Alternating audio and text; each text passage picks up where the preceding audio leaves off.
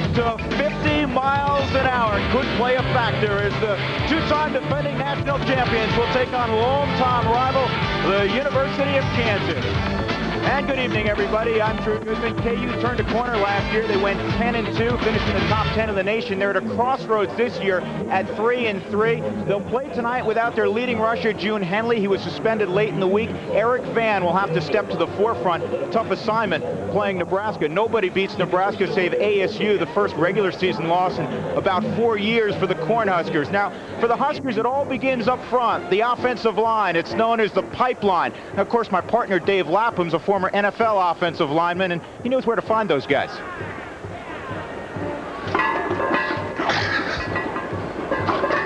This is not your typical health club. This is Husker Power, a 30,000 square foot workout center that emphasizes ground-based equipment that increases functional football speed and strength. And boy, has it worked.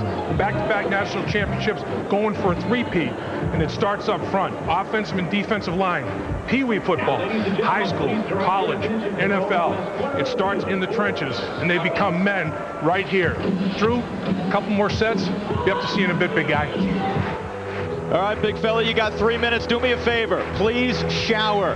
Kansas and Nebraska, the 103rd meeting in front of another sellout here in Lincoln. Can KU pull the upset? We'll find out shortly.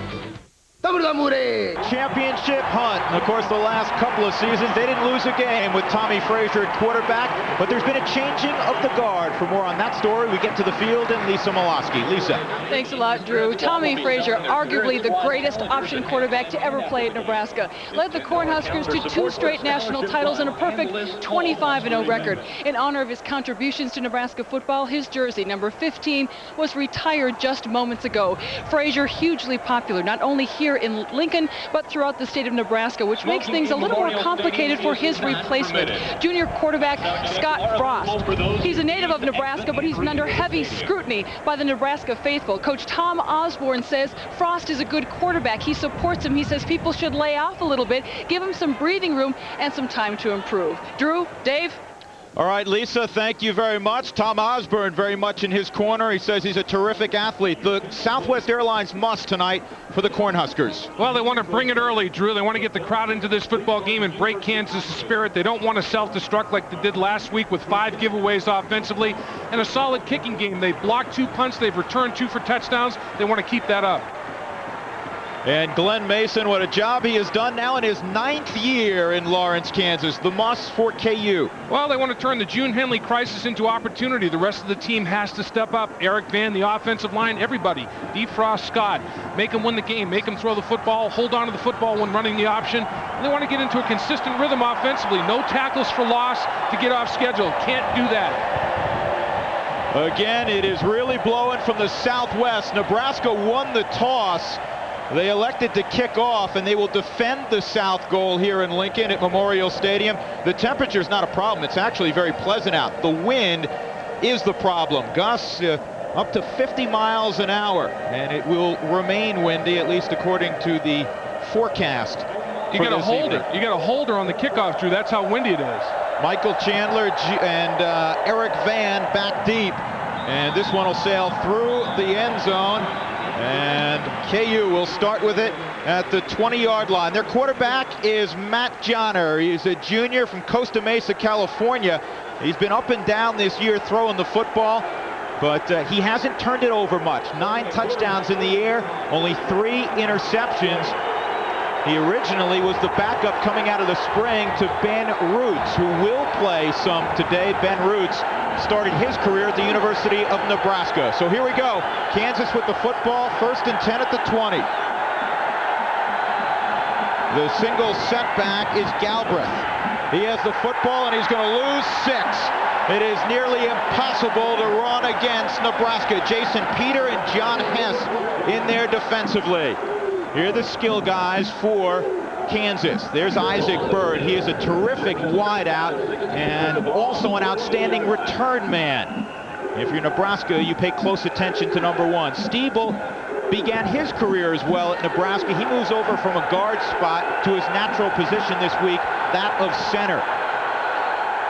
2nd down and 16 as Kansas goes backwards on 1st. And this is up in the air, off the fingertips of the intended target, John Gordon. So it'll bring up 3rd and 16. Let's check the defensive alignment for the Cornhuskers. Maybe the best defense in the country, and these two ends are outstanding. Tomic and Wistrom. Peters also playing exceptionally well. The linebackers, they run like they're cornerbacks. Farley and Williams just flat out fly. And the secondary has a true freshman, Ralph Brown, the first true freshman to start the opener at Nebraska since World War II. Kansas says they want to try to pick on him. 3rd and 16. Johnner under pressure, be sacked from behind. It's Tomic who came free. And Kansas goes backwards 15 yards on their opening possession. As we talked about, a must for Kansas was to establish offensive rhythm. There was none established there. They were thrown off schedule on 1st down, a 6-yard loss, running the counter. And this time there's an assignment mistake up front. The line doesn't slide to pick up Tomic, and he detonates Johnner. I mean, unblocked. Tomic, you got to put a helmet on him. Brain cramp in the first series in pass protection for Kansas. The punter is Dean Royal, and he shanks it. And the ball's loose on the ground. Kansas is going to get it. D'Angelo Evans tried to field it, and he lost the football, and Kansas gets an enormous break. They came in plus 12 in turnover ratio, make it plus 13. That's number 1 in the conference, number 2 in the country. Now, was the 5 yards given there in order for him to field the punt? I think it was Michael Chandler that was close in coverage. You have to have 5 yards separation to field the punt. D'Angelo Evans really didn't have 5 yards, but he muffed it on his own. It was not due to any physical contact interference by Kansas, but it did look like he was in that 5-yard neutral area. And that actually was Octavius McFarland. There's 2 number 4s. D'Angelo Evans on offense, McFarland on defense. Short carry, John Hess makes the tackle. We go downstairs to Lisa Miloski. Well, a quick note here, Drew. Coach Tom Osborne told us yesterday that the key for the Nebraska Cornhuskers was, first and foremost, take care of the ball. Made a mistake early. Back to you guys. All right, Lisa, pick up a 4 on 1st down out at the 37-yard line. Van gets the call again. Breaks a tackle, uses his speed to get a couple of yards. He is more of a speed back than June Henley, as Minter knocked him out of bounds with help from Michael Booker. He has a lot of talent. I think people looking in tonight, they were saying, oh boy, Kansas, what kind of shot do they have without June Henley? And of course, it's a blow to their offense, but Van can get it done. He can. He's one of those short, squatty backs, 5'7", 5'8", over 200 pounds. Tremendous shiftiness, low center of gravity. The offensive line has to give him some room to operate, though. John Hess, every time an offensive lineman pulls, he's shooting the gap and running it down from behind.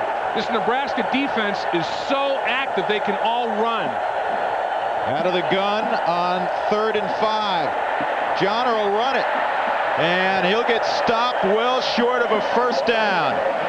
Hess and Wistrom combined to bring him down, and with that pass rush from Nebraska, you will get happy feet. Oh yeah, you will. That almost looked like it was a quarterback draw. He decided to tuck it and run so quickly. Instead of looking at the secondary, he was looking for a crease in the defensive front 4 pass rush to take advantage of with his feet. Now this will help Kansas. A big key for them is field position. They didn't have it until Nebraska fumbled the 1st punt. The 2nd punt will give their defense better field position. Dean Royal, this is marginally better, and this time Octavius McFarland fields it at the 29-yard line. So Nebraska's defense stops Kansas twice, 3 and out, and they'll touch the football for the first time. Scott Frost from about 90 miles to the west of here, Wood River, Nebraska, high school All-American who decided that he wanted to go out to Stanford and play for Bill Walsh initially. That's what he did, but he came back home, and as Lisa addressed off the top, he has been heavily scrutinized despite the Cornhuskers' 5-1 record. And of course that comes when you lose a game in Nebraska.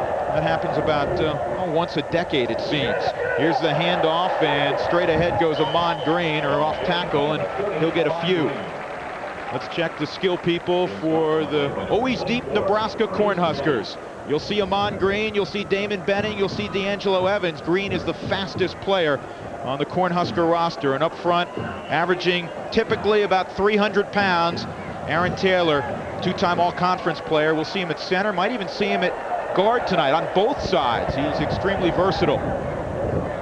2nd and 6, Amon Green, and meeting him in the hole was Ronnie Wood. He stepped up and made the stop for a minimal gain. Kansas, in terms of statistics on defense, it doesn't stand out, but they're not a bad bunch. McGraw on the nose tackle has played well, and the linebacker crew is led by Ronnie Ward, who's had 38 tackles in the last 2 weeks against Colorado and Texas Tech.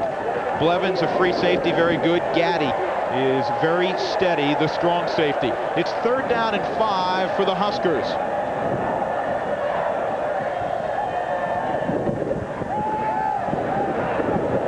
Frost throwing, and it is incomplete. They tried to get it to Vedral, number 25. Jamie Harris, the coverage, and Nebraska will have to punt.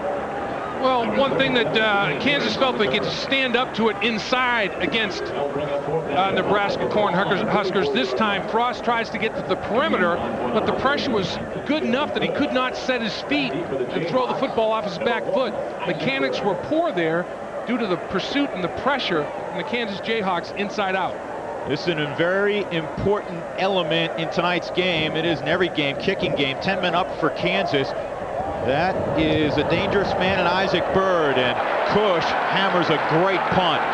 Bird, fair catch, 20-yard line. Jesse Cush, 10th in the nation in punting. Great hang time, and a punt of 46, a net of 46. No score in Lincoln. Healthy on offense, and you don't play against Nebraska, generally speaking, and get healthy on offense. Dave, they've scored only 24 points the last couple of weeks. Drew, they've only scored 1 touchdown in the last 6 quarters. They were shut out in the second half against Texas Tech.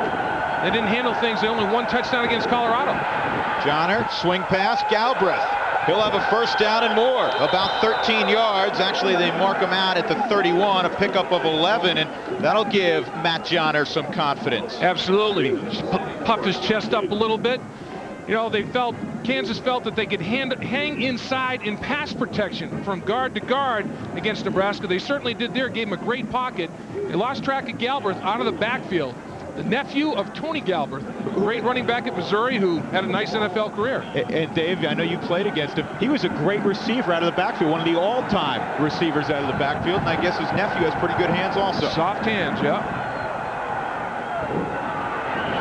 Van straight ahead, and actually they had come up short on 1st down. I thought they had gotten 11. They got about 9.5. Flags come in as Van is dropped after a 2-yard gain. It would be enough for a 1st down, but Terry Turlington will sort things out for us. Yeah, there's a flag. I don't know if there's a false start. The offense, 5-yard penalty, no play, still 2nd down. They didn't blow it dead, and I thought they should have blown that thing dead earlier than they did. They let the play unfold. Normally, as you can see in the very top of the screen, receiver flinching before the snap of the football, feigning the start of a play before the snap of the football. That's a no-no. Johnner looking to the sideline for the play. 9:57 to go, opening quarter, no score. Kansas has actually had it twice after a muffed punt.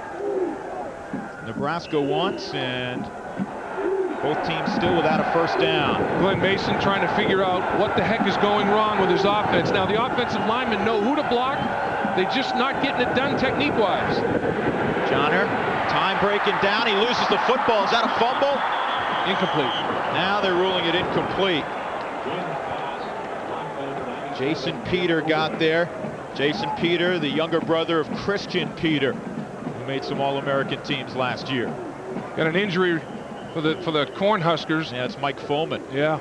He's had a bad grind. He's been battling that injury, Dave, for the better part of a year. Yeah, he had a hip flexor problem that turned into a groin. It started in his pelvic area, and then it turned. Now he's grabbing that right ankle, and he's touching that outside. Looks like a high ankle sprain possibly for for Fulman. Boy, I tell you, it's the hip flexor, then the groin, then the ankle. He's got more problems than a run-over dog right now. Yeah, I'd say so. Man.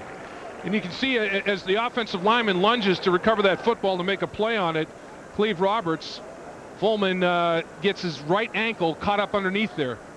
Take a look up front.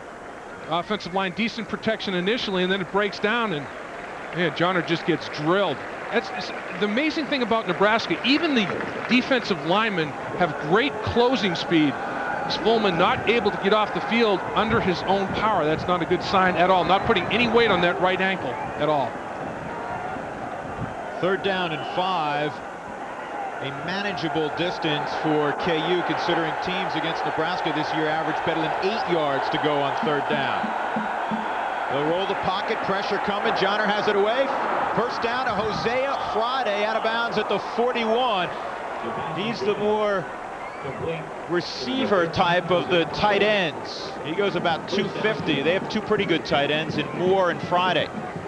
Yeah, Friday, Charlie McBride thinks that he'll play at the next level. Great receiver. Farley unblocked on the backside.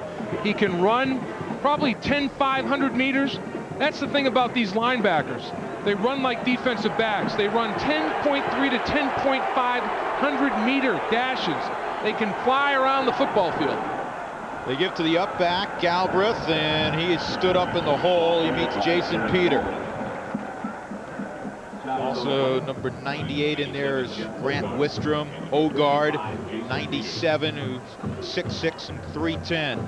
Wistrom got knocked down by the fullback on the play prior to that. Johnner had a great completion for a 1st down, and that's what Kansas is going to try to do. On the defensive ends, they're going to change it up. They're going to try to pin him into the inside with a tight end. They're going to chop him to the ground with the fullback. The play before, Wistrom was chopped right to the ground by the fullback very effectively. 2nd and 9. Bird goes to the top. Johnner changing the play. Galbraith, the lone setback. Here comes the counter. They just react so well in red. The black shirts. It's a 2-yard loss. Eric Stokes and Terrell Farley there. Mike Minner also in the neighborhood. They swarm like bees. There were 10 red jerseys around the football when the play was finalized. Looks good right here. Got a lineman out in front throwing a block. Look at the inside-out pursuit. Wistrom, and then boom. There's red jerseys everywhere. 10 defensive players within 3 yards of the football when the back was on the ground. That is incredible. They pepper you and pepper you to death, wear you down. They're in such great physical condition, and they're relentless. Now, Tomich, every single snap, Tomich says, thank you for the opportunity to play here at Nebraska. Look at those defensive rankings. They're also among the top 5 in college football, never mind just the Big 12. You know, another stat, 1.7 yards per rush they're allowing. 1.7. That is minuscule. I mean, it's just incredible number. And they also have 33 sacks coming in. 8:05 to go, 1st quarter. No score right now. Nebraska and Kansas in Lincoln. We're in Lincoln, Nebraska. No score between Kansas and the Cornhuskers with Dave Lapham and Lisa Molosky. I'm Drew Goodman. It's 3rd and 11 for the Jayhawks. They come out in a spread formation. Pressure coming. Johnner's going to be sacked again. He has no time. This time it's Grant Wistrom, his 7th plus sack of the year, 7.5. That's right. Tomich and Wistrom already with a quarterback sack apiece, giving them 35 on the season. Nebraska's offensive line has only given up 6 sacks, almost a 30-sack differential. That's huge field position swing right there. And you notice 3rd and 11 for Kansas, off schedule again, no rhythm. Chevin Wiggins is in the middle. This is a good punt by Royal. Wiggins at his own 23, trying to get to the wall. And he will not get there. He's brought down by Luke Richardson on special teams, and a flag comes in. Punt of 41 yards by Royal.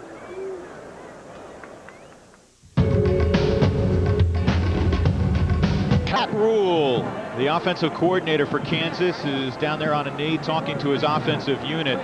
He said, we needed to get healthy. He said, this is about the last place you want to come and get healthy. Oh, it really is. I mean, they are so tough to run the football against. Kansas has run the ball on 1st down 3 times for -2 yards, Drew.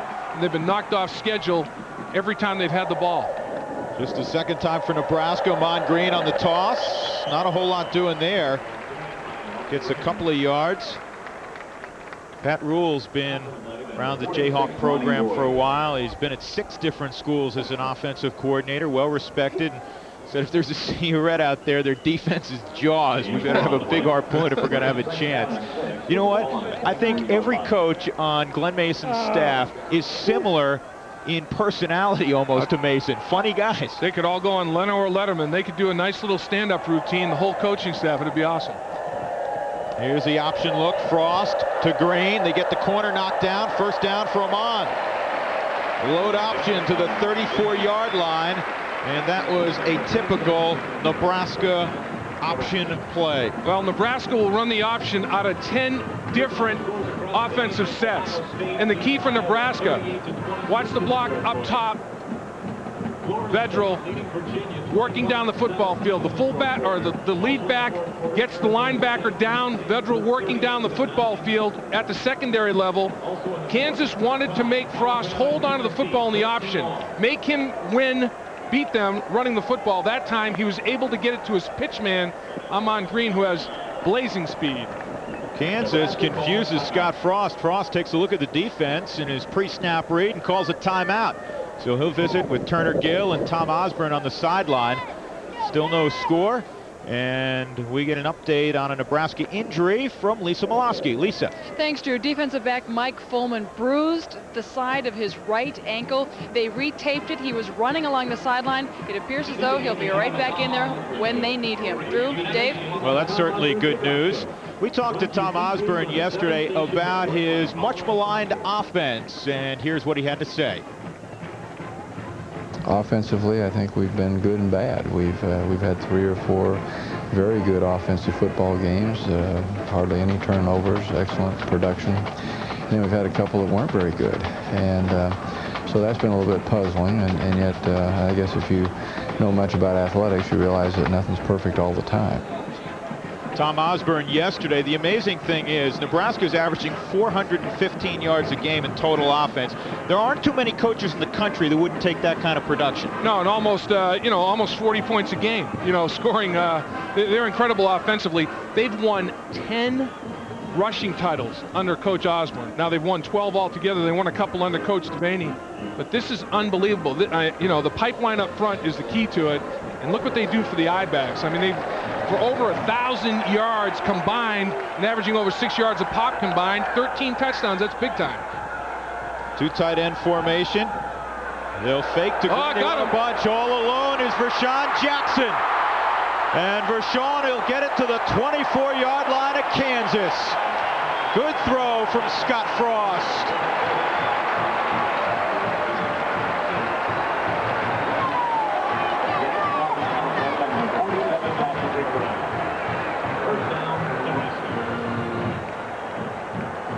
Vershawn Jackson, the junior from Omaha. Well, little play action pass. There's Jackson right there. He's the intended, or he is the target. Little play action. Look at the Kansas linebackers bite. Amon Green gets to the 20-yard line, a pickup about 5 on that play. Let's take a look again at the big strike on the play action. Well, the linebackers all sucked up on the play action. Jackson gets a clean release, and it's off to the races. Frost does a nice job of just laying it out there. Tight end not rerouted off the line of scrimmage whatsoever, and they had to respect the fake to Amon Green. All the linebackers dove toward the line of scrimmage. Huge cavity to take advantage of. Vershawn with 4 receptions this year, 2 have been touchdowns. They go out of the ace-back formation. Here's the counter. Amon Green slipping inside, gets a couple before he's dropped by Ronnie Ward and also number 70, the nose tackle, Brett McGraw. Well, the key to this football game, Kansas is loading up the box. They've got 8 and 9 people between the tackles. That time they ran the counter. Nebraska trying to combat that by bringing some left side offensive linemen over to the right side to even the numbers up. Still an unblocked player. The running back has to make the unblocked safety miss, and that time Green did pretty well. Makovica and Amon Green on 3rd down and 3 in the eye. Audible. With hand signals, they'll go toss sweep. Green trying to cut it back. And he makes a nice little move for a first down. Just a subtle plant. Got him enough for the first down. There were a lot of white jerseys in the neighborhood, but Green, I think, got the necessary yardage. Makovica is key in this play. Watch number 45, the lead fullback, get his block. Does a nice job. That's a knockdown. That's a great knockdown right there. He took the linebacker to the turf. Steve Bratton went down. You know, not only offensive linemen have knockdowns, the backs, the wide receivers, everybody on this team knocks people to the ground.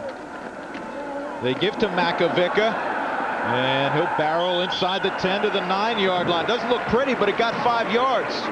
Well, reward the guy. You throw a nice lead block and give him the football. You throw him a bone for a job well done. Let the big dog eat a little bit, you know. But when Nebraska's on 8 cylinders, Drew, if they have 75, 80 snaps in a football game, they'll have 120 knockdowns. They'll get 60 out of the offensive line. They'll get 30 out of the running backs, and they'll get 30 out of the wide receivers.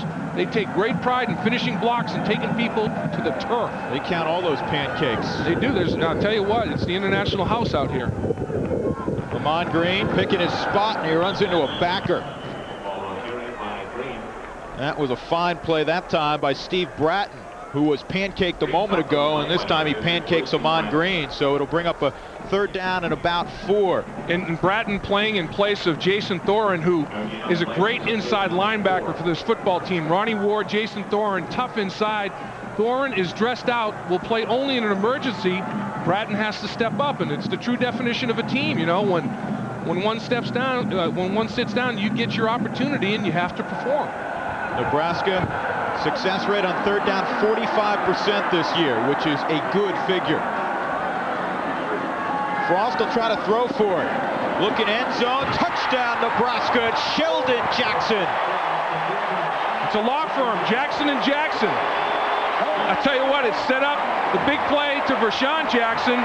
Touchdown to Sheldon Jackson, utilizing the tight ends in the passing attack off play action exceptionally well. Take a look at what Scott Frost does. You know, once you get the running game established, everything else falls into place for the Nebraska Cornhuskers.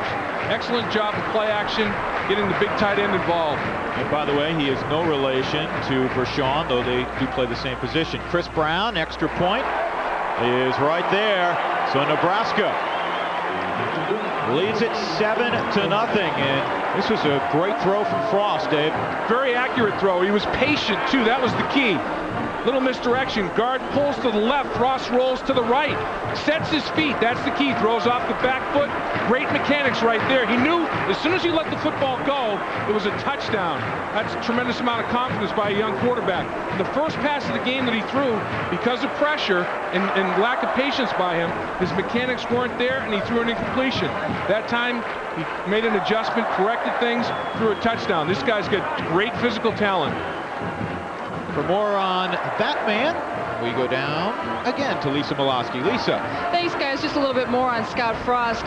Coach Tom Osborne told us that early on, Scott was worried too much about making mistakes. Seems to have corrected things, especially in the last 4 games or so. Back to you guys. Yeah, you know, Tommy Frazier was talking about that.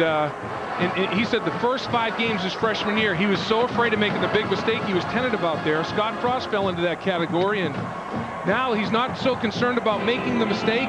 He's just letting the offense flow and come to him, and major difference in his performance, no question. Brown will kick it deep, and he hammers this one again. This also will hit about 7 yards deep and go through. So Kansas, trailing 7-0, will have it at the 20-yard line. Another quick footnote about Scott Frost. They test you, and you spent time in the weight room with Boyd Epley, who's legendary in strength circles in college football. He certainly is. Scott Frost is the strongest, most agile athlete they've ever had at quarterback in terms of speed, strength, and agility. All the tests they run, that guy's #1. Better than Tommy Frazier, better than Turner Gill, his position coach. He won the state title in the shot put his senior year in high school. Runner-up was his right tackle, Eric Anderson. He put the shot over 58 feet. That's big time. Van, a little bit of room. maybe to the 24-yard line. Boy, it is near impossible to run between the tackles against Nebraska. Eric Warfield came up from a safety spot and made a play for the Huskers. 2nd down and 6, and if you're Kansas, you'll take that kind of play. Oh yeah, you got to get a positive gain on 1st down, stay on schedule. You know, this Nebraska team, we said, giving up 1.7 a rush, only 1 touchdown rushing. That was in the 4th quarter of the 1st game. They've gone 20 quarters without giving up a rushing touchdown. Galbraith will take the football, and he is hit almost immediately by Peter Lowe. And then up high by Ogard. Terrell Farley's also there. Pickup of just 1, and it's 3rd and 5. Jason Peter has a broken hand. He's got a cast on that right hand. He broke it in last week's football game. And you can see in that right hand, he's casted up, and he's got that cast padded. He's not going to miss any football. Broken hand, that's not going to keep him out. Look at that club now. The officials look at it and they say you can't use it as a weapon. It's got to be padded up properly so nobody can get hurt. So he has to get in a left-handed stance. The left hand down, he's a right-handed guy, can't use that right hand. Pressure coming underneath the bird, not enough for a 1st down. Farley grabbed him immediately on the slant route.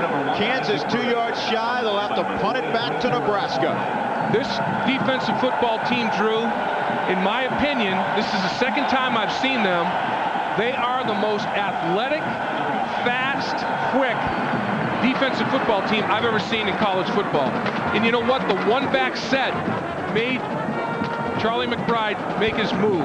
You know, the 1-back set changed college football about as much as the option did, because Charlie McBride was going down there to those bowl games, and Coach Osborne against Miami, Florida State, people like that. They went to the 4-3 defense instead of the 5-2. Went to the 4-3, and as we talked about, those linebackers are oversized defensive backs, so you don't have to make substitutions in the nickel. You can put those linebackers on wide receivers in coverage. People try to run at them, they can't get it done because these guys will hit you, they'll strike you, they've got speed.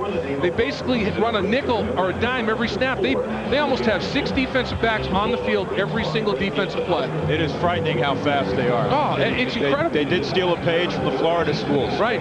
You can't, you know what, you look at some plays. I mean, I've watched some plays tonight, look like they're going to go somewhere. There's a helmet on a helmet, and they separate and close like heat-seeking missiles. You can't get it away from them. It's incredible. Let's look over the last few years what has happened to the preseason #1 according to the Associated Press poll. This year or last year was Florida State, of course Nebraska, back-to-back national champions. Florida State in '93 went wire to wire. Miami, Florida State 3 times has been the preseason #1 for Bobby Bowden. This year it was Nebraska, and right now it's the Florida Gators, #1 in the nation. Royal will punt it deep to one of 3 players, and this is McFarland from the 35, and he'll get it to the 38. Pretty good coverage by Kansas, 37-yard punt and a minimal return. You know, Drew, I think 1st down is a huge down in any college football game. Kansas has averaged 2.2 yards on 5 1st down plays. Nebraska has averaged 11.8 yards on 5 1st down plays. So Kansas has found themselves out of rhythm, off schedule. Nebraska has gotten over a 1st down every 1st down play. So it's a big difference in this game right now. They fake the option. Now they're going to throw it. Looking down the middle toward Cheatham, and the catch is made. Kenny Cheatham with a circle grab at the 27. Well, now you got a confident quarterback. Tom Osborne knows that Scott Frost is feeling good out there. He is throwing the football very, very well. Nice route down the football field. Cheatham runs a simple post pattern. They're in man coverage, ends up being a little crossing route, and he just runs away from his coverage guy, Jason Harris. Safety can't get there soon enough to help. Nice effort by quarterback, offensive line, receiver, all executed well. This kid has really handled not only the pressure of playing quarterback at Nebraska, the pressure of following up Tommy Frazier. They faked the reverse, and it was actually a gift to the fullback.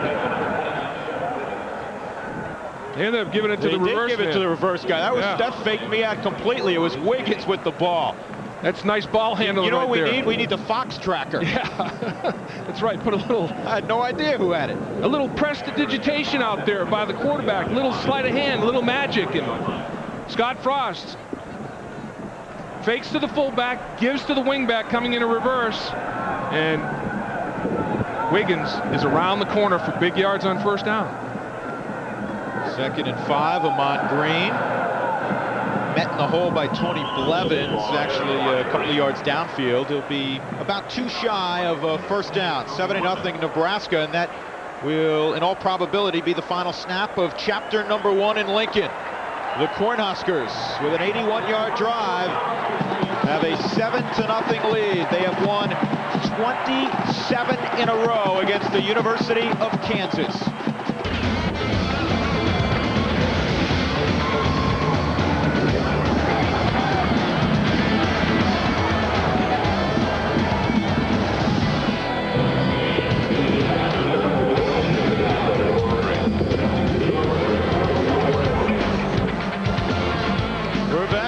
Nebraska, the Cornhuskers leading the Jayhawks 7-0. Drew Goodman, Dave Lapham, Lisa Molosky, and the Huskers on the move again.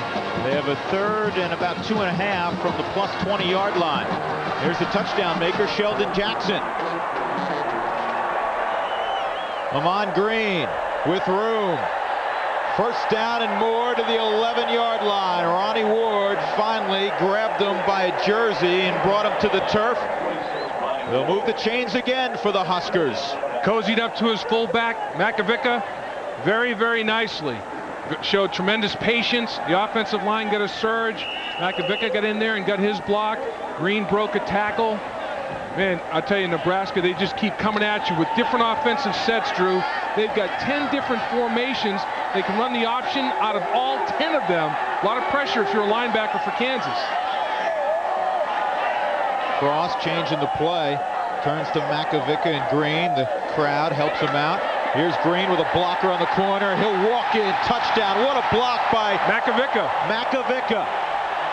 Joel Makovica made it happen. Amon Green, that's a touchdown and 2-hand touch. And the key is, yeah, you're exactly right. He's untouched. The dirty work was done by the boys up front. And Makovica, the fullback, number 45. Watch him get out on the perimeter. The pitch man takes the quarterback's taken. The pitch man is out there. Watch Makovica hook. He gets tied up, sustains his block, gets outside position. No chance for Blevins. Tremendous effort. Watch him sustain this block. Ooh, almost a little hole, but he got away with it, the inside hand. The extra point was good. 14-0. They run a clinic on offense. They really do.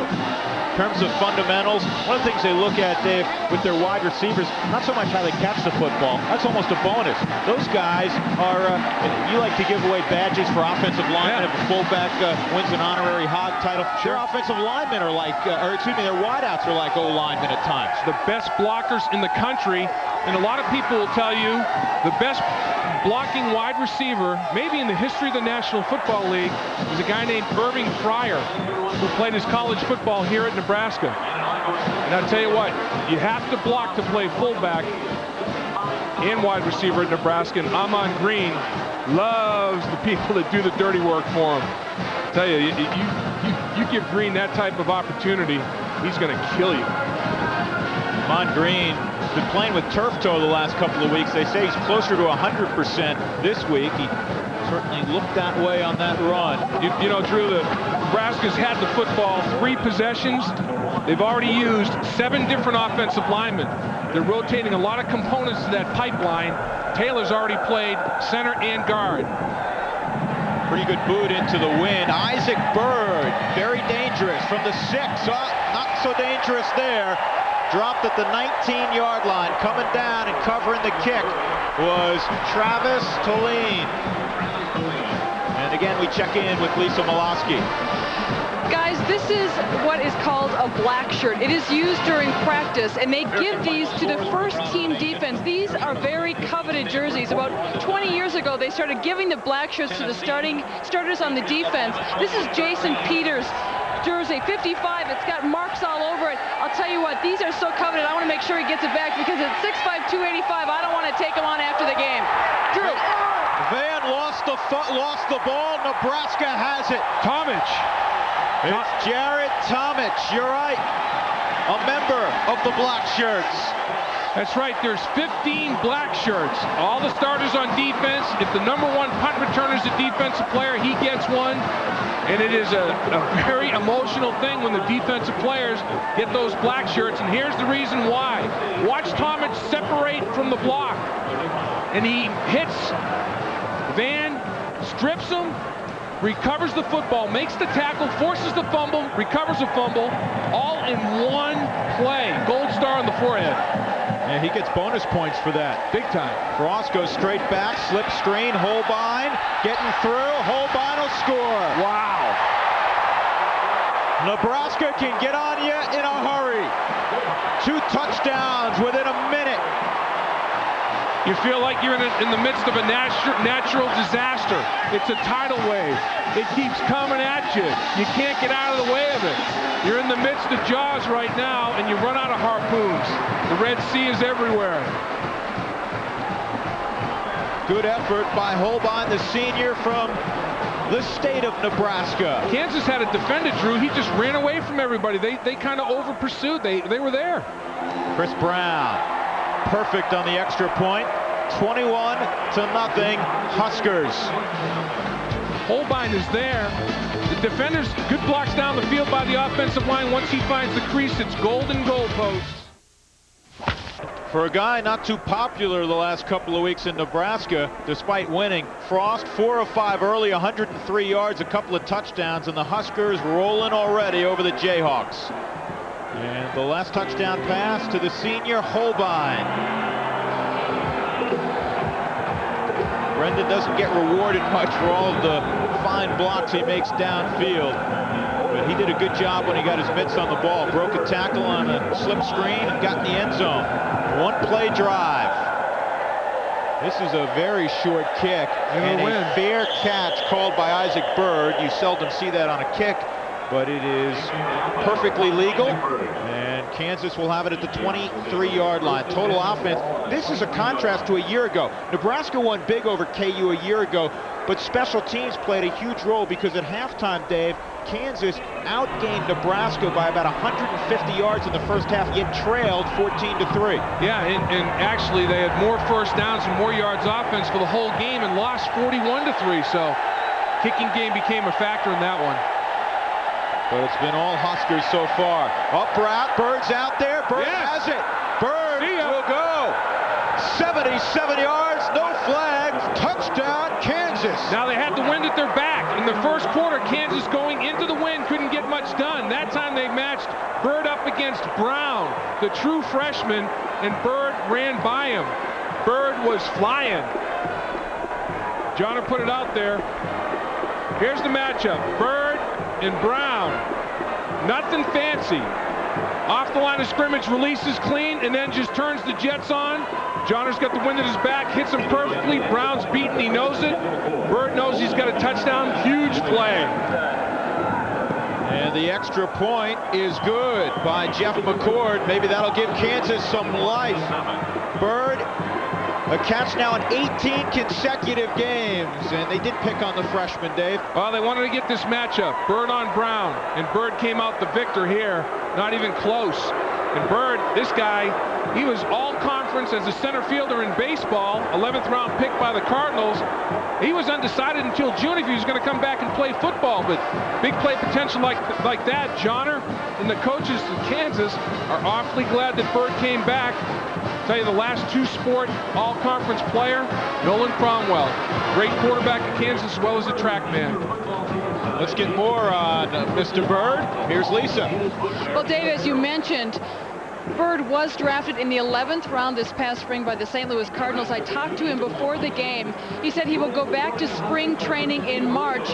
The football draft will happen while he is at spring training. He said he'll wait and see if he's lucky enough to get drafted by somebody, and then he'll have a tough decision to make, football or baseball. He said he likes baseball better, but he figures he can make a little more money in football right off the bat. Back to you guys. I'll tell you, the other thing about this guy, averaging over 35 yards per punt return. Look at this kick with the wind at the back. McCord kicks it halfway to Grand Island, Nebraska. Bye-bye. Is there helium in that ball? I mean, that thing was thumped. No chance for Damon Benning there to return it. He's also a dangerous one in the kick return game. And looks like Benning's going to stay in, play a little eye back. You know, Drew, for the second week in a row, we've got wind. That's a huge factor. Texas A&M, Kansas State last week, you were hamstrung going into the wind, and you opened up when you had it at your back. Nebraska has got the wind in their face now. Scott Frost threw a touchdown with the wind at his back. I'll tell you, though, the wide receiver screen was into the wind. Let's see. Damon Benning straight ahead. Ronnie Ward tackles him, pick up a 5. They have the most mundane, run-of-the-mill 5-yard gains you've ever seen. It's almost like a rugby scrum. It's nothing pretty. You go up into there into a mass of humanity, but the red jersey humanity is always knocking the opposition humanity backwards. And they get a surge, and then the back hammers it up in there, and you go back to the huddle, and you pick up 4 or 5 yards, and that dog will hunt. You know, that's a good snap. Listen to the size of their offensive line. 305, 310, 305, 305, and the run is 290.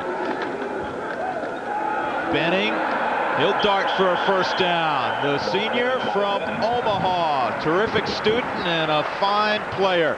Let's get our roundup of college football, the top 25, brought to you by Dr. Pepper. Arizona State, after coming from behind the last couple of weeks, they win easy. Great game between Colorado and Texas in the Big 12, and Colorado with John Hessler at the controls wins it. Baylor over Iowa State. Kansas State, football game, it appears, with Oklahoma. Boy, Oklahoma's woken up. Yeah, they have under John Blake. Yeah. Missouri, they get a win for Larry Smith. Tech over A&M in College Station. Texas Tech and Spike Dykes, they could come out of that Southern Division yet. They're going to make some noise. Good football team. And Nebraska's a little bit confused with their set, and Scott Frost will call a timeout. He whispered something to Vershawn Jackson, who I think lined up on the wrong side. Right there is about as hot as you will ever see Dr. Tom Osborne. The Huskers leading 21-7. We're back to Lincoln after this. And plus the 212th consecutive sellout in Lincoln.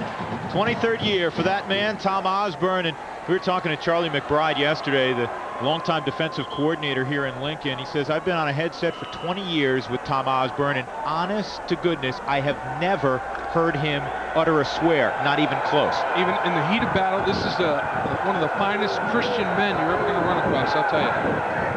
First down and 10 for Nebraska, 2 tight ends. Here's a reverse look. They fake that. Frost down the middle, has it complete. It is Jeff Lake, a third-team wideout, and that was hung out on a rope. It really was, into the wind. Now, Nebraska, they declined to take the football when they won the coin toss. They wanted to have the wind at their back. Look at Frost cut the wind. The way you do it is to throw a howitzer like that, tight revolution, just cut through the wind. Excellent ball right between the 8 and the 9 by Scott Frost.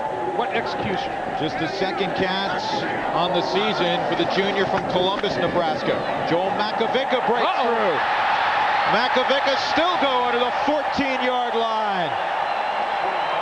Now, Drew, he picked up about 15 yards after first contact. Yards after contact, the old yak. And I'll tell you, Makovica, there's a big-time yak right there, ran right through the tackle. When you're a fullback, it's nothing fancy. You're going to go north and south. You know you're not a moves man. He breaks clean, hit. He's just Gandhi. Runs through another tackle, about another 5 yards after second contact. This guy's a horse. He's a great blocker. He can take it north and south for you in a heartbeat. Hey, Dave, there's always a Makovic at fullback. Remember Jeff? Yep. As Damon Benning gets just a couple. McGraw closed down quickly, the nose tackle. He got help from Steve Bratt. Joel Makovica's older brother, Jeff, has a national championship ring. Drew, every fullback on this Nebraska roster, walk on. No scholarship players when they first came to Nebraska at the fullback position. The walk-on tradition here at Nebraska is awesome. They award about 4 scholarships a year to walk-on players. Tomich, initially a walk-on, All-American defensive end. That's a heck of a story. To give you an idea, they've dressed 120 tonight. Benning on the toss sweep, gets to the 10, and then a bunch of white shirts close it down. Ronnie Ward led the charge again, number 46, the 225-pound senior from St. Louis. Of course, Makovica, he had his moment of fame. Now he goes back to saw the wood, always has to, and that's to knock linebackers around. He ends up pushing one to the ground. That's the role the fullback plays at Nebraska. Every once in a while, he's going to dart the ball up the middle, but his major role is basically a glorified guard in the backfield. A lot of double and triple jerseys when you dress 120, Dave. Boy, you're not kidding.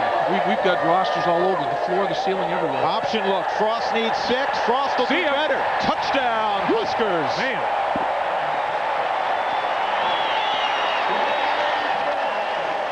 Little speed option. And Scott Frost carried it in for the score. His 5th rushing touchdown of the year. I'll tell you, a must for Kansas. I mean, one of their goals was to make Frost beat him. Well, he certainly has. He's thrown for touchdowns. Now he's going to run for one. And there's no substitute for speed. Speed kills. That time, Scott Frost killed the Kansas defense on the perimeter with pure foot speed. They love their Huskers here in Lincoln. And Chris Brown adds the extra point. It's 28-7 with 10:47 to go in the second quarter. This is amazing. The articles we're reading all week long talking about how poor the offense is performing and what is wrong with Scott Frost. There's nothing wrong with Scott Frost, and there's nothing wrong with the Husker offense. Of course, last year they averaged 52-plus points a game, and they had Tommy Frazier. Take a look right here. Patrick Brown. Has he got the quarterback, or does he have the pitch man? I don't think he's really sure. He's got the pitch man. Who had the quarterback? Boy, the linebacker scraping just couldn't get there. Patrick Brown took the pitch. And that was the Kansas defensive goal. Eliminate the pitch man, make Scott Frost turn it up the football field and beat you. Inside linebacker scraping over the top. Scott Frost's foot speed was just too much. Could not get there. 5 yards behind, no go. You know, the scrutiny of this kid, Scott Frost, has been most unfair. This kid is really a freshman in the program at Nebraska. He's a transfer from Stanford. He ran mostly scout team a year ago, sitting out his transfer year. Isaac Byrd at the 15. Straight ahead to about the 27. Nebraska takes great pride in their special teams, and they almost always win the battle of special teams. Last year, there was not a game all season that they didn't win a battle. Well, and Coach Osborne said that it's been the constant of this year's football team. Special teams have been week in and week out the biggest constant. The last time Kansas had the ball, a one-play drive. Nebraska last year had 7 one-play drives. That's the biggest difference this year. No big play, one-play drives. Fullback Galbraith, and he tucks it up quickly on the quick snap count and gets about 4 yards. So it'll be second down and 6. Kansas trailing by 21. Last time they had it, they had a one-play drive. 77-yard hookup, Johnner to Isaac Byrd. Boy, Isaac Byrd, I tell you, he showed some wheels, didn't he? I mean, this kid can really, really run. No doubt about that. And he hit 275 in rookie ball. Toss sweep, Eric Van, who can run, but no place to run. John Hess from his middle backer spot slid over and put his pads on Mr. Van, which terminated that play. John Hess had 11 tackles last week. 4 of them were tackles for loss. Number 44 in the red. Center can't get to him, can't take the angle. As Van tries to turn it up the football field, Hess intersects him and takes him to the turf. He blocked the kick last week. He had 11 tackles. He did everything for this Cornhusker football team. This kid's a 6'4", 250-pound middle linebacker. That's pretty unusual. Johnner needs 6 yards, trying to break contain. He does get it away. And it is incomplete. Thought we might see a flag for grounding. Brian Shaw was the one chasing. I'll tell you, sometimes you just run faster than you can. And that time Johnner was. I mean, he's not the most mobile athlete at the quarterback position, but Shaw was breathing down his neck. He got outside the pocket, not intentionally grounding the football. He got it down the field to an intended receiver, although not accurately enough. Dean Royal will punt it. 3 Huskers back. They've used this alignment for a while. And this is a very good punt with the wind. Wiggins right up the middle. Chevin Wiggins will get it across midfield. Tackled by the man who punted the football, Dean Royal. Otherwise, he's still running. A punt of 51, a return of 23 by the sophomore from Palmetto, Florida, Chevin Wiggins. Watch the block by Benning. Boom! That's a knockdown right there. Now there's a tailback throwing a block to get his return man off to the races. Royal, head across the bow.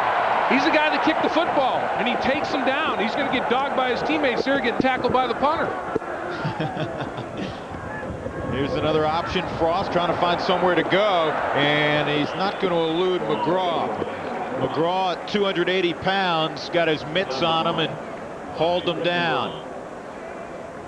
Well, Kansas is doing a better job of defending the option right here. Watch the outside people. Somebody, you have a predetermined who's going to take the pitch man. Outside linebacker takes the pitch man. The scraping linebacker cuts off Frost to the outside. He has to turn it back to the inside. Load up the box to the outside and make him turn it up to his teammates. They got 2. It's assignment football. Counter trade. D'Angelo Evans, the true freshman. Dropped by Bratton. Evans falls forward. He's an exciting player. He packs 210 pounds on about a 5'8" frame. He's from Wichita, Kansas, so the folks in Lawrence and the folks in Manhattan disappointed he got out of state. You're not kidding. He's averaging over 8 yards a carry on the season. Boyd Epley, the director of athletic performance in that weight room, says that D'Angelo Evans can already squat 525 pounds, 5 reps. That's unbelievable. That is extraordinary. 3rd down and 3. Strong right formation. They run right. Evans trying to cut it back. Oh. And he hops ahead for the first down. He did that all on his own. He picked a spot, went up in the air, and got 4. Well, he tried to be a little Edwin Moses there with shoulder pads. Hurdle, and then you get kissed. But boom. Sometimes you lose your feet, and you lose all your thrust, all your power, and you get abused in midair. Boy, you're lucky not an injury right there. Brett McGraw. Brett McGraw had people falling on the back of his legs. Now, he's a cowboy. He works in the rodeo, and he's a roper. So that time, I mean, he had a bunch of cattle around him that time. 13 first downs already for the Huskers. Frost. Yep. Tight end. Jackson. Inside the 15 of the 13. Vershawn's second reception of the game. Scott Frost playing with great confidence. Excellent scheme. I mean, a misdirection, play-action fake. Frost is on the perimeter by himself. The Kansas linebackers are running around like a fire drill at Madison Square Garden. They don't, know where to really turn. Boy, there's all kinds of room to throw the football between the linebackers and secondary. Safety Blevins is the first one to make contact. Well conceived, well executed. Frost 6 of 7, 158 yards. Makovic on the give. Not a whole lot. Man, I'll tell you, Nebraska throwing the football tonight into the wind, with the wind at their back, and mostly it's been the short intermediate routes, getting the ball to the tight end. But Frost throws a very tight spiral, Drew. I mean, and he's got some arm strength. They say he can throw the football between 75 and 80 yards. I mean, this kid has got a howitzer hanging off that right shoulder, and he's cutting the wind tonight. He really is. And he's a 4.5 guy in the 40. And he's a great student. I wonder if he ever had a pimple or anything. Waggle action. And uh-oh.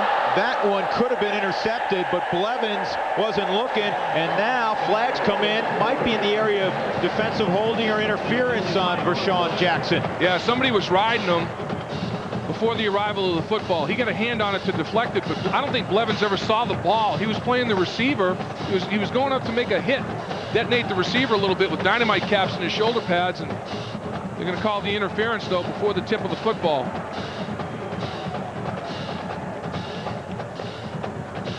Here's Blevins in the left of your screen. Jackson's the intended receiver. There's a little bit of contact in Jackson in his arm before the ball's arrival. He tips it away, but the pass interference occurs before the tip.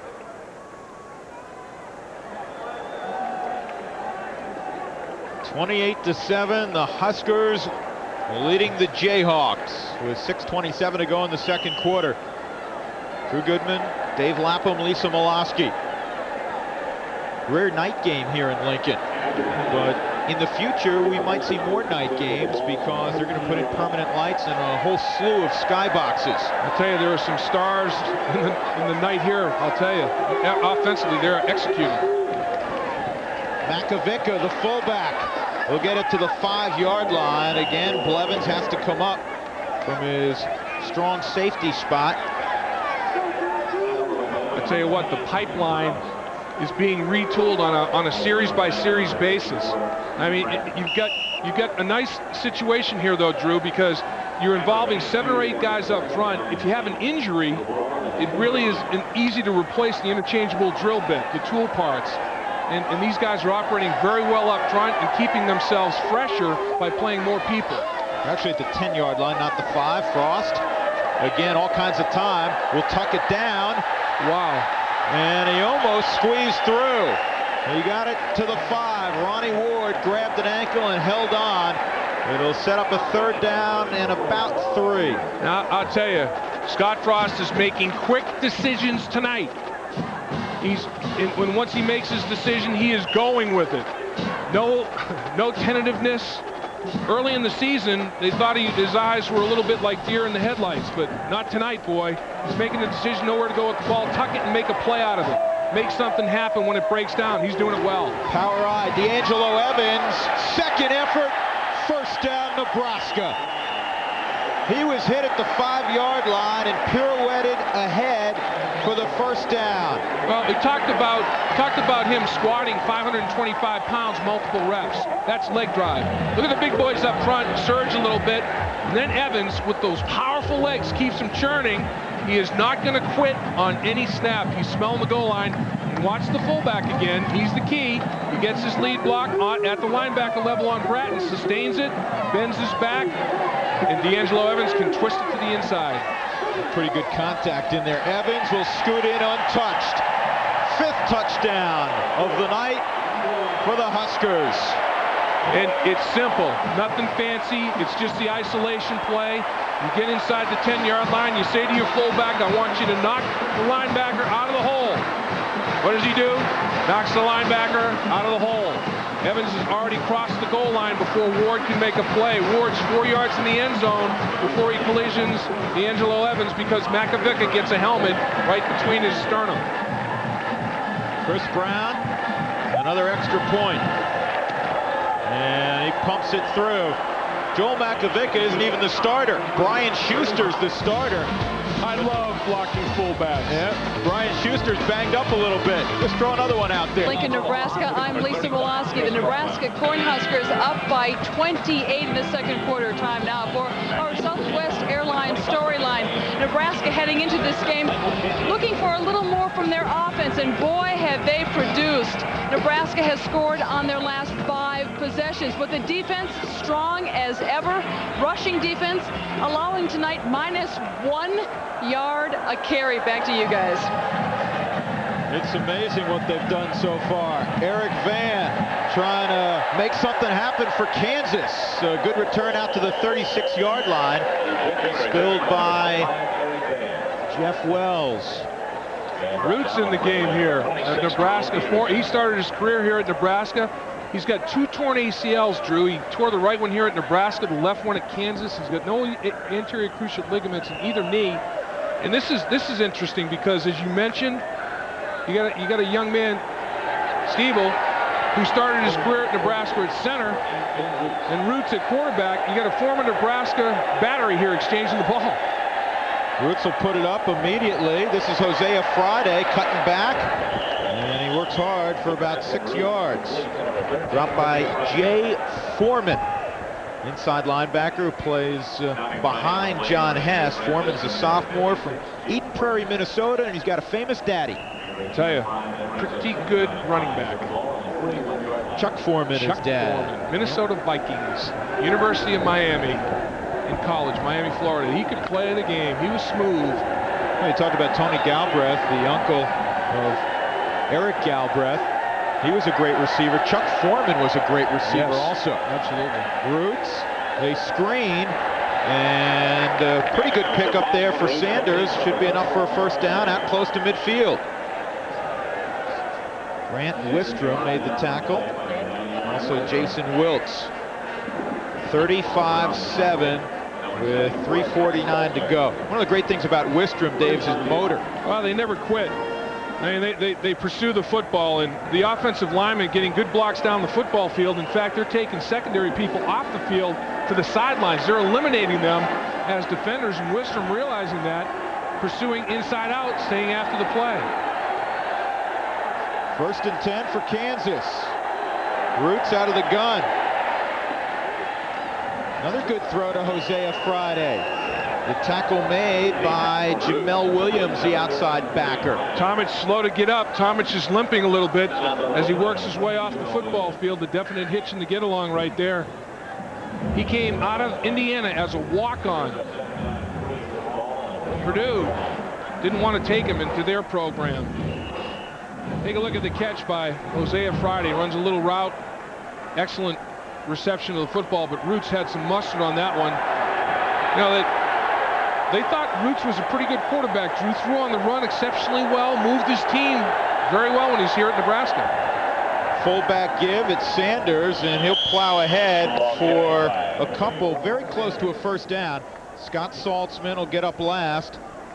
Number 74 in red. Len Mason knew he had a tiger by the tail tonight. You know what? With the adversity, June Henley's suspension, he made a quick decision on that. And you know, the young man made a mistake. There's no doubt about that. But the three things that Coach Mason talks about is commitment, trust, and belief. And the biggest problem he had with June Henley, over drinking on a Wednesday evening till early Thursday morning, is not a commitment to helping his football team beat Nebraska. Shuttle pass, Eric Van makes a couple of people miss, but not enough as he got just a couple. Jay Foreman, Jason Wilkes in there. It'll be 2nd down and 7. Actually, this is the best movement by Kansas in the football game, other than the one-play drive, the pass up top to Isaac Bird that went 77 yards for a touchdown. And Roots on this drive is 4 of 4. And actually, there's only been one incompletion thrown by Kansas. Johnner was 6 of 7. Ball's carried by Eric Van. He runs into Grant Wistrom. 6'5" and 250 pounds. He was a high school All-American from Webb City, Missouri. And he was a 3rd-team All-American last year. And Tomic, who was on the sideline up and walking, there he is, was a 1st-team All-American. What a pair of defensive ends. Boy, I'll tell you, you can see that Tomic has built that body up in the weight room. Man, that's a strong, powerful-looking kid right there. They need the 32-yard line. Roots throwing, too hot for Van, closing quickly, Mike Minter. Well, Nebraska came with 6. They came with a blitz. They decided to heat Roots up. Little side adjust. Receiver and quarterback on the same page. You see the linebackers blitzing. They run the slant. Roots just can't hook up. He knows as soon as he releases the football, it's not quite accurate enough. Kansas going for it on 4th down here, Drew. Well, they're down by 4 touchdowns. There's 1:20 to go before the end of the 2nd quarter. And they're in that gray area, the plus 38-yard line. They've done well on 4th down. 10 of 18, 5 touchdowns. Swing it out, and it's too high for Sanders, and they'll turn it over on downs. And had they hooked up with Sanders, I believe he would have had enough room to get the 1st down. You know, Ryan Twilliger, he came on the blitz the last play.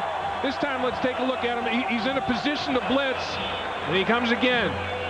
But he drops off. He realizes that his back, who was supposed to pick him up as a blocker, released in the route.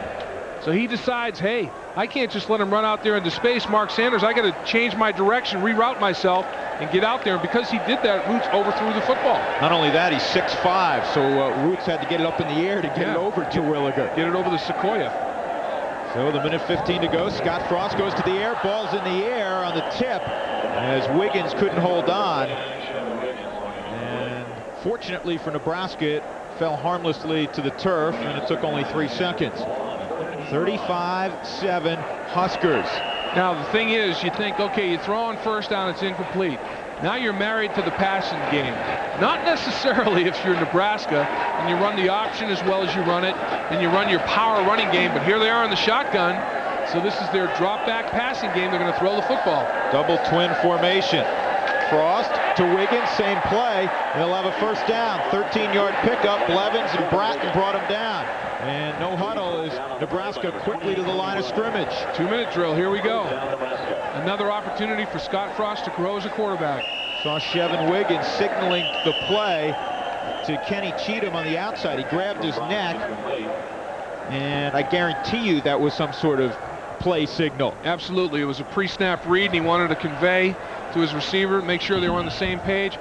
Tommy Frazier, in our conversation with him yesterday, Drew, he mentioned that once he understood this offense, he audibilized 60% of the time at the line of scrimmage. Very sophisticated offense Tom Osborne has established here at Nebraska. Puts a lot of pressure on the quarterback to make great decisions, getting out of a bad play into a good one, as well as in the option and throwing the football. And that young man, Tommy Frazier, a tremendous football intelligence. Here's the pass to Amon Green, the shuttle pass, and Amon has it inside the 40-yard line. Another first down for Nebraska. Great call, because once again, if it's not executed, it's not a fumble, it's a forward pass. They have it at the 37, 59 seconds left. They crank up the clock again. Nebraska doing a very good job. Blitz coming down the middle. The tight end is, or excuse me, it's John Vedral, not the tight end. It's a split end. Vedral, his first catch of the ball game, 10th on the year. There's the signal again to his wideouts. 2 hands up by the throw. That's you wonder if it's a crossing pattern. I guess that's a signal to stop the clock. That's kill. That must be the kill signal. Right, I'm going to ground the ball, stop the clock. That's what he did before he stopped the clock the last time. So, no, nothing real, I guess, espionage to figure out about that one. But this, I'll tell you what, Scott Frost is throwing the football tonight probably as well as he has all season long. And, you know, once you get to the midway point of the season with a young quarterback, the light starts to go on a little bit. This kid, he'd not played much quarterback. He was at Stanford. He was a safety. Tom Osborne, you know, would like to have a guy redshirt before they throw him in there. Frost throwing. It's complete to Wiggins, out of bounds at the 15, which will stop the clock and pick up the first down. And Nebraska doing this without any timeouts.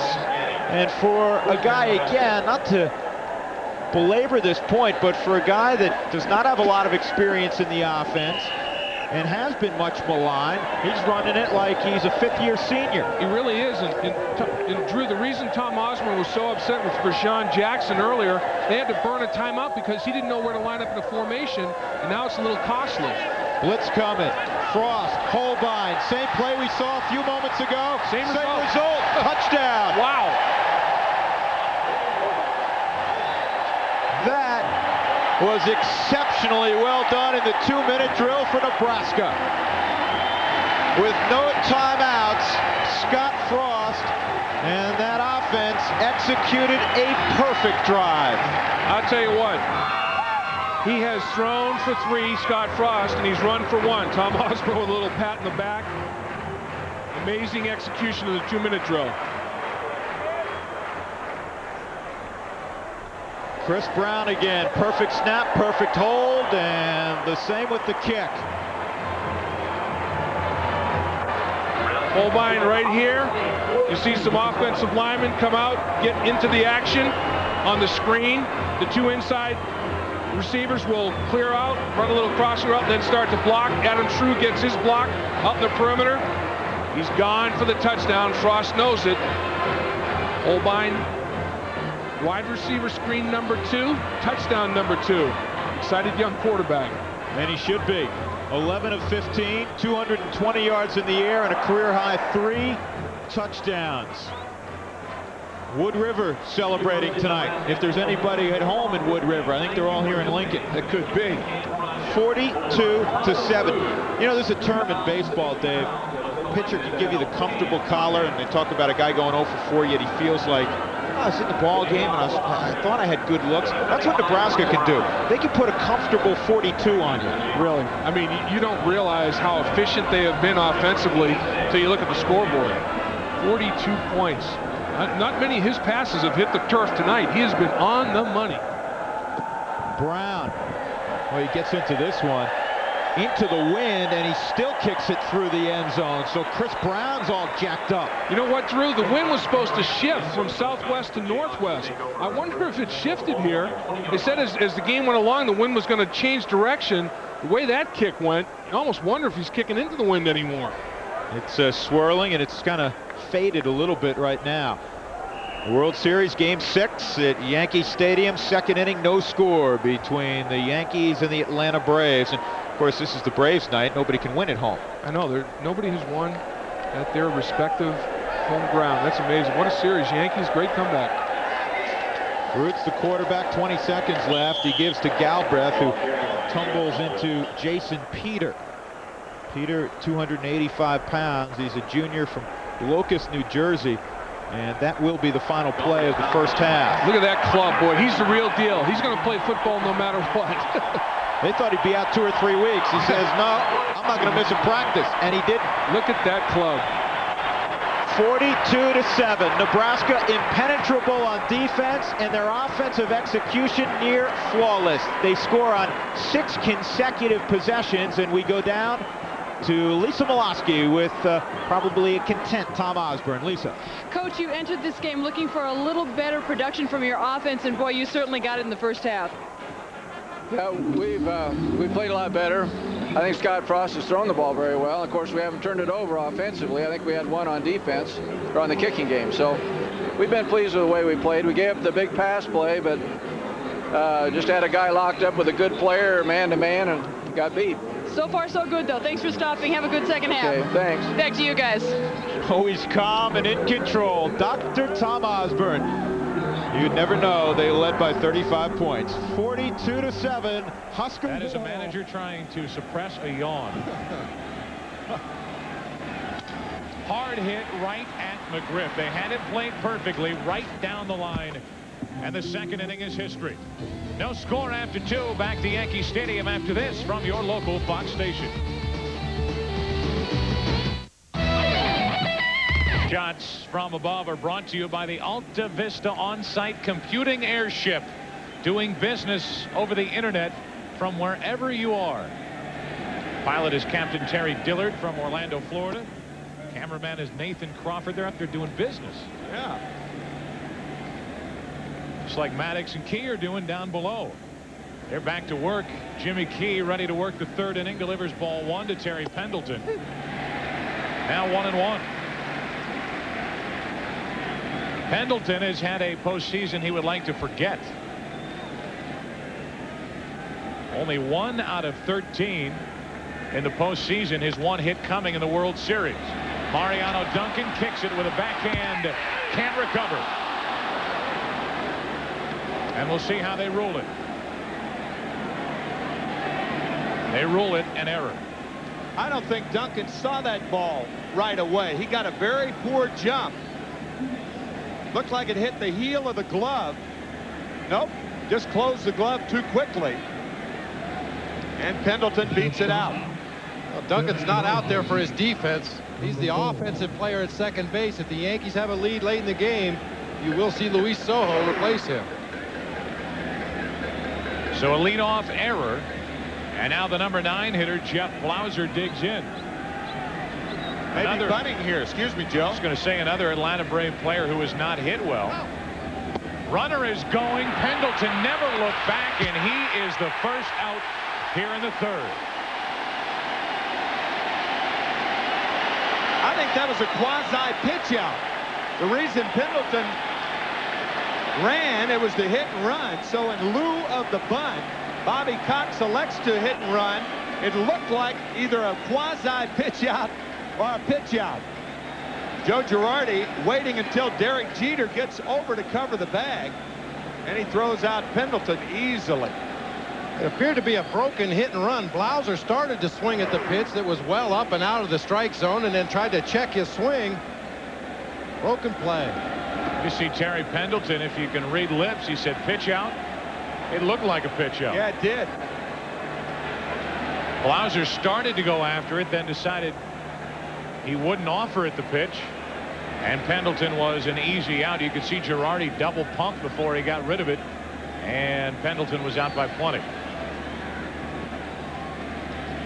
So an error, but Pendleton erased running the bases. And now a 3-0 count on Blauser. In a running situation, some pitchers and catchers would prefer, instead of pitching out, just throw the ball up and away. Give the catcher a good shot at the runner in case he's running. And that appeared to be what Girardi was doing, because he got outside late. So he sets up outside. He gets out there late. If it was a pitch out, it was an odd one. Now Blauser trying to shoot the gap in right center. Bernie Williams can't get to it. Up against the wall, and it's a one-out double for Blauser. So the Braves lose Pendleton on the bases, and on a 3-1 pitch, Blauser shoots the gap in right center. McKee continues to work that outside corner, has yet to come inside on a right-handed hitter. Blauser gets a pitch down and out over the plate. A lot of room in the gaps here at Yankee Stadium. 385 to right center, 399 to left center. Even Bernie Williams can't catch up with that bullet. So for Blauser, only his third hit in this World Series. He's at second, one out for Grissom. And Marquise out in front, strike one.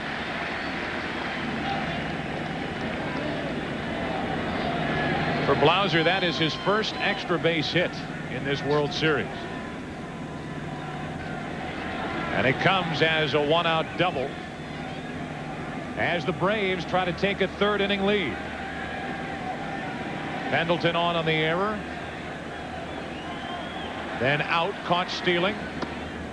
Grissom looks at a ball. It's 1-1.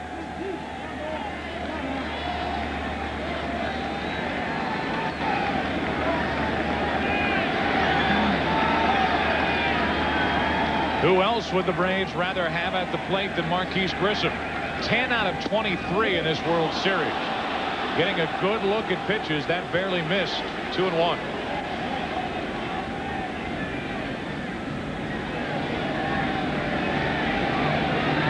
Grissom has driven in 4 runs in the World Series, 7 in the postseason. To the left side, the broken back grounder, Jeter. 2 out. That seems to be the equalizer, Bob, that he's going with tonight, the breaking ball instead of the fastball inside. And that's a very effective pitch, particularly when you're behind in the count a lot. If you can throw this curveball for a strike, which Jimmy Key does on a 2-1 count, no way a hitter can be looking for a breaking ball. So the runner at second, 2 out, and it's up to Lemke. Batting right-handed, he takes ball 1. Mark grounded out to short his first time up. 6 out of 22 in this World Series.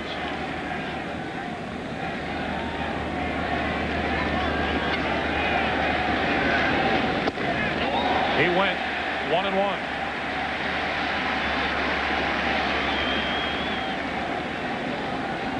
Well, the Braves hitters are getting a dose of the medicine that is dealt on other teams. Away, away, away. Yeah. Lemke has come up with one big hit after another for the Braves. Here he pops it up into right center for Bernie Williams. An error, a double, no run scoring for Atlanta. Bottom of the third inning, Yankee Stadium, no score. For the Yankees, looking for their first base runner. 1 ball, 1 strike. Paul O'Neill with that bad hamstring. There is no doubt that affects him at the plate. He is only 1 out of 9 in this World Series.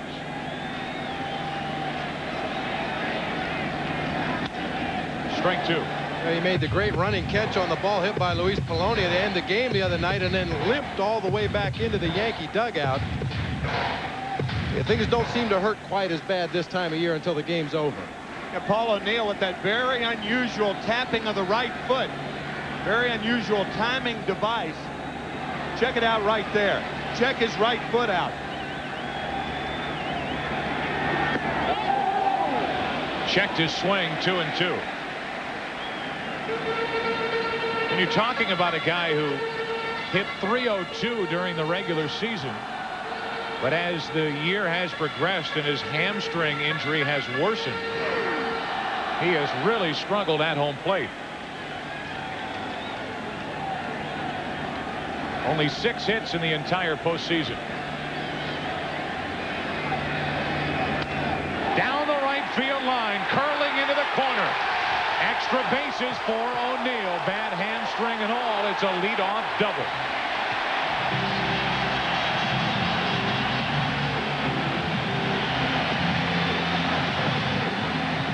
You saw that pigeon-toed approach of Paul O'Neill. What that does with your foot, it keeps your shoulder in. It's a reminder to the hitter to keep locked in. O'Neill did, and rips one down the right field line. His second hit of the series and his second double off Maddox. He started out very pigeon-toed. That toe pointed back towards the catcher, and as the pitcher started his delivery, he slowly opened up until the pitch was delivered. So the first hit for the Yankees is a double. Paul O'Neill doubled off Greg Maddux in Game 2. He's done it again in Game 6, and now Duncan offered at it as he showed the bunt. That's strike 1. Tell you what the Braves have to look out for right now is a double bunt. A bunt by Duncan, a bunt by Girardi. Girardi with 5 RBIs this year on safety sacrifice squeezes. So if Duncan can get O'Neill over, look for Girardi to possibly try to get him in with a bunt. Like Mariano was trying to go to right. He was late in the count 0-2. Well, obviously trying to hit the ball to the right side of the infield. One thing the Yankees have to be concerned about, because O'Neill's hamstring, he is not able to get the kind of acceleration that he's going to need. A hard hit ball right at Lemke or McGriff. Well, now they have both backed up, but until 2 strikes, they were playing relatively shallow to try to cut the runner down at third. To the right side, Duncan does his job. 1 out.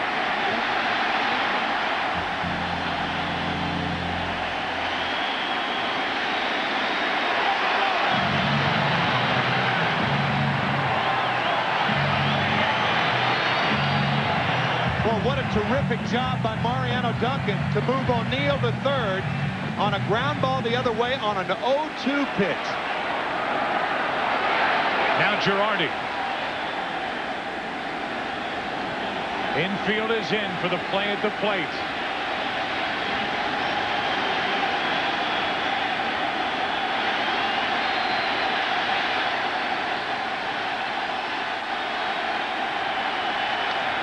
Into center field. That will put the Yankees on top. It's over the head of Grissom. O'Neill scores. Girardi is chugging for 3. It's an RBI triple, and the Yankees lead by 1.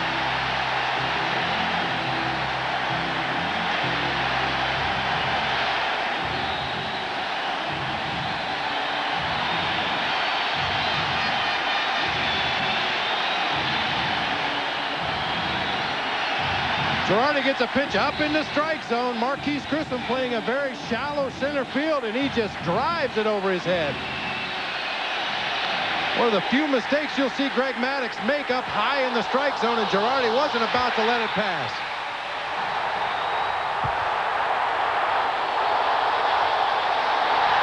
I'm going to say it again just to make you 2 guys mad. He can run for a catcher. Well, he didn't bunt either. So if he didn't bunt somewhere in this game with a runner on at third and less than 2 outs, look for the sky. Girardi gets it done with the RBI triple. Now the runner at third, 1 out. for Jeter.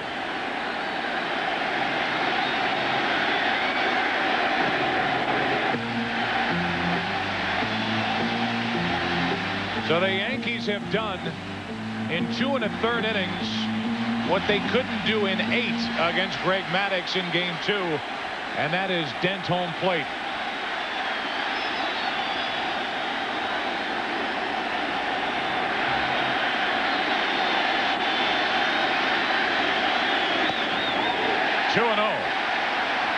You see Maddux is missing consistently high right now. Lopez had moved out onto the outside corner and gave a good low target. Maddux threw the ball back over the plate and up high out of the strike zone. Even the double hit by Paul O'Neill was up.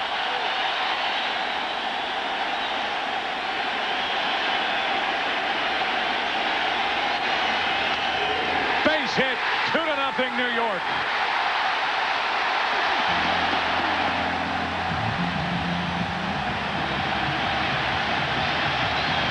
The Huskers down on the field with Glenn Mason is our Lisa Miloski. Lisa, take it away. Thanks, Drew. Coach, the Jayhawks did some things well in the first half, but as you know very well, it is always tough to play in Nebraska. Well, you know, their offense has been struggling by Nebraska standards, and Frost looks like a all-pro out there today. And, you know, we made some mistakes. We did some good things. I think we scored the first touchdown on in about 4 games, but they're an awful good ball club, and we made way too many mistakes, and we're way behind, and we got a half to go, and we always pride ourselves that we never give up. We play hard. That's what we intend to do. Well, good luck. Thanks for stopping. Back to you, Drew, Dave. A gracious Glenn Mason. And the Jayhawks will get the football to begin the second half, and that'll skid through the end zone. Chris Brown has not allowed Kansas really to return the football. Let's check in again with the Southwest Airlines team bus for Kansas. And Dave, what's their report card? Well, the crisis has remained a crisis. It hasn't been a whole lot of opportunity. That's pretty accurate. Defrost Scott, he's defrosted them. Scott Frost has played exceptionally well. They wanted him to beat him, and he has. They have been out of rhythm offensively. First play of the game, they were thrown for a 6-yard loss running the counter. It's kind of, for the most part, been out of rhythm. Other than that, 177-yard touchdown pass to Mr. Bird. So in other words, there's going to be a parent-teacher conference tomorrow morning. Yes. Swing pass, loose football. Galbraith loses it, and Nebraska cannot cover it. Has had an opportunity inbounds, and it went out of bounds. The big stick from Michael Booker on Eric Galbraith. Man, book him, Dano. I'll tell you what, this is a shot. The ball is, it's a completion, helmet across the bow. Tremendous hit right there. Really, the hit was made by Jamel Williams at the linebacker level rather than Booker. Williams puts his helmet across the football, knocking it free, and it bounces out of bounds. Kansas retains possession, but look at Drew. They're off schedule. They lost over 10 yards on first down. Johnner in trouble again. Swing pass the other way, and this time Galbraith drops it. And Johnner paid for that, and that's a quick release type of throw, Dave. It really is. You know, roll a little bit, and that is right to the sternum. Wistrom, just a shot. I mean, man, that is running right through the quarterback. Johnner right now trying to decide, is this Lincoln or is it Lawrence, or do I want to be here? Or do you know what? Somebody else might have to call the play in the huddle. I don't know if he's got his breath. Those eyes are woozy right now. They really are. He took a shot from Frazier. Jamal Williams with that hit a few moments ago, 28, not 20. Right. Michael Booker is 20. 1 of 7 tonight on third downs, the Jayhawks. It is 3rd and 20. Johnner is going to get sacked by Peter. And again, it's a 3-step drop. Ordinarily impossible to get pressure on a 3-step drop, but Nebraska, a red swarm. Well, you know, they talk about sometimes they 2-gap to protect linebackers, and then they decide to 1-gap. Boy, they just get up the football field. Peter from the inside, the outside rush right there, also provided by, boy, I guess it was Chad Kelsey. Dean Royal, his hoofs near the back of the end zone. And this is a pretty good effort, a real good effort, in fact. Over the head of McFarland and covering the football at the 41. That is Mike Brown, and it's a pretty good play because he was unsure as to whether or not it had hit one of his teammates. So he covers it up at the 41-yard line. Great punt by Royal, a 56-yard boot. And now we get the stellar report card from the Nebraska Cornhuskers in the first half. They're Southwest Airlines. Yes, Kansas flunked, but Nebraska gets an A+. They certainly did bring it early. They broke Kansas' spirit right away. The only self-destruction they had was fumbling the punt, but they recovered from that. Their kicking game has been extremely solid, other than the muff punt. They're doing well, and the score reflects it, 42-7. Amon Green, big opening. And he rips off 12 yards. Blevins and Ward combined to bring him down. He has such a quick burst. And Amon Green now staying down. Amon Green, a little bit of an ankle problem. That the turf toe, I guess it was the real, but now it looks more like an ankle problem. Left ankle seems to be where he's grabbing. And let's take a look at this counter play run by Nebraska to perfection. Pull the right guard and right tackle. Guard pulls, kicks out, tackle around the horn up the football field, and they do it well. Kick out by the guard, tackle pulls upfield, gets his block, and Green runs for the first down. There's Green's injury as he's collision down the football field, turns that left ankle over. But the good news is, and you heard the crowd react in the background, Amon Green jogged off the field. First down for the Huskers. The new I-back is D'Angelo Evans. He had a nice first half, got in the end zone. Scott Frost underneath route. Holbein, good move. And Holbein still going to the 15-yard line. Third reception, and the first time he's caught a ball tonight without scoring a touchdown. He nearly did. Well, the missed tackle compounded the problem. I think it was Cromartie who missed the tackle.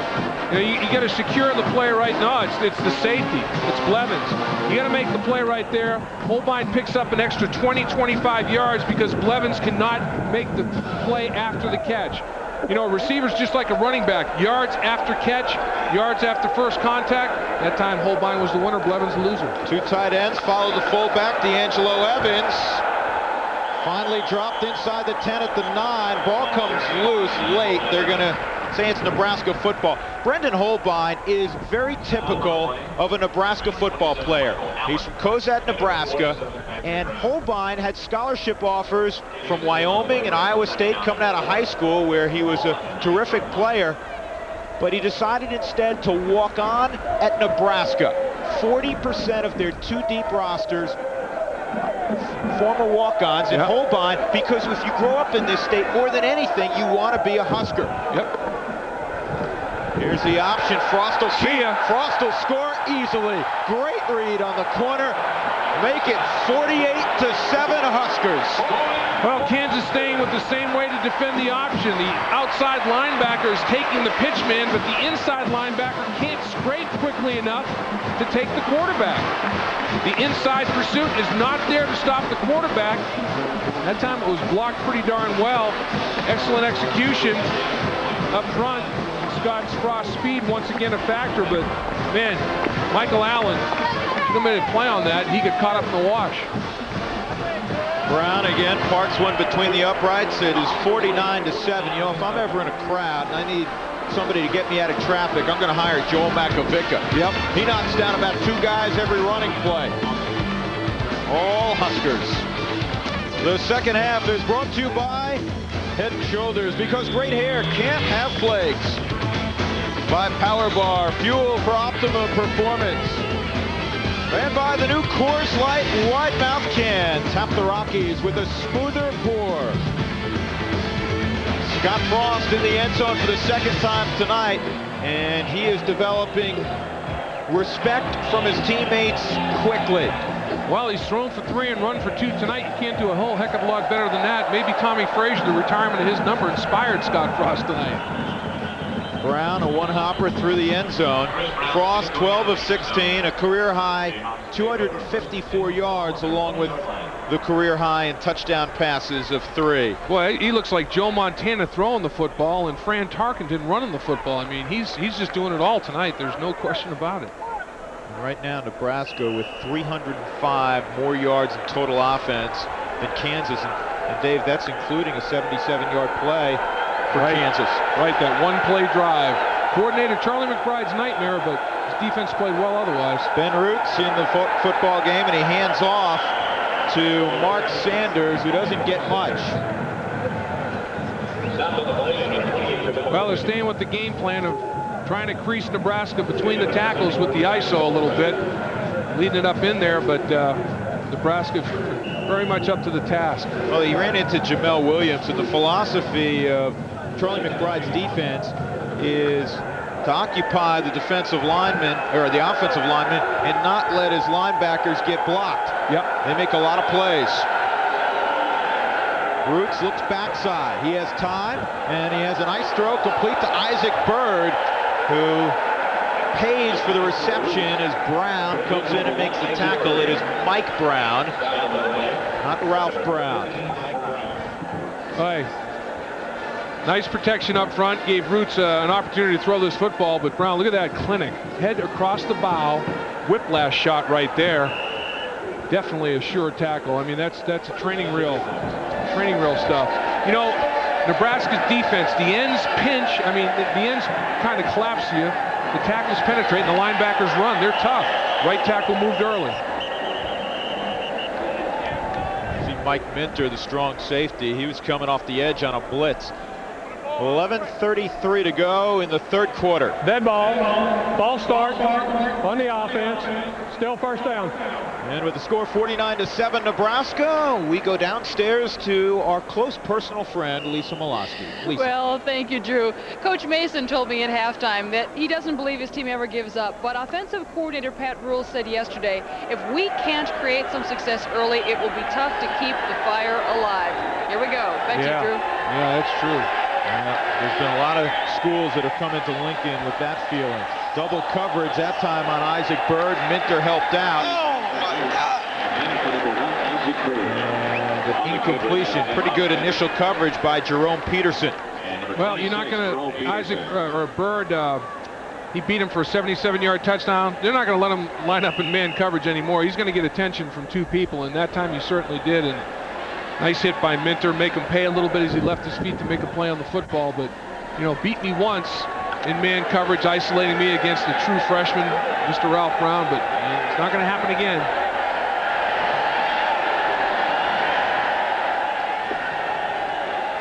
Second and 15 as Sanders shifts to the strength of the formation.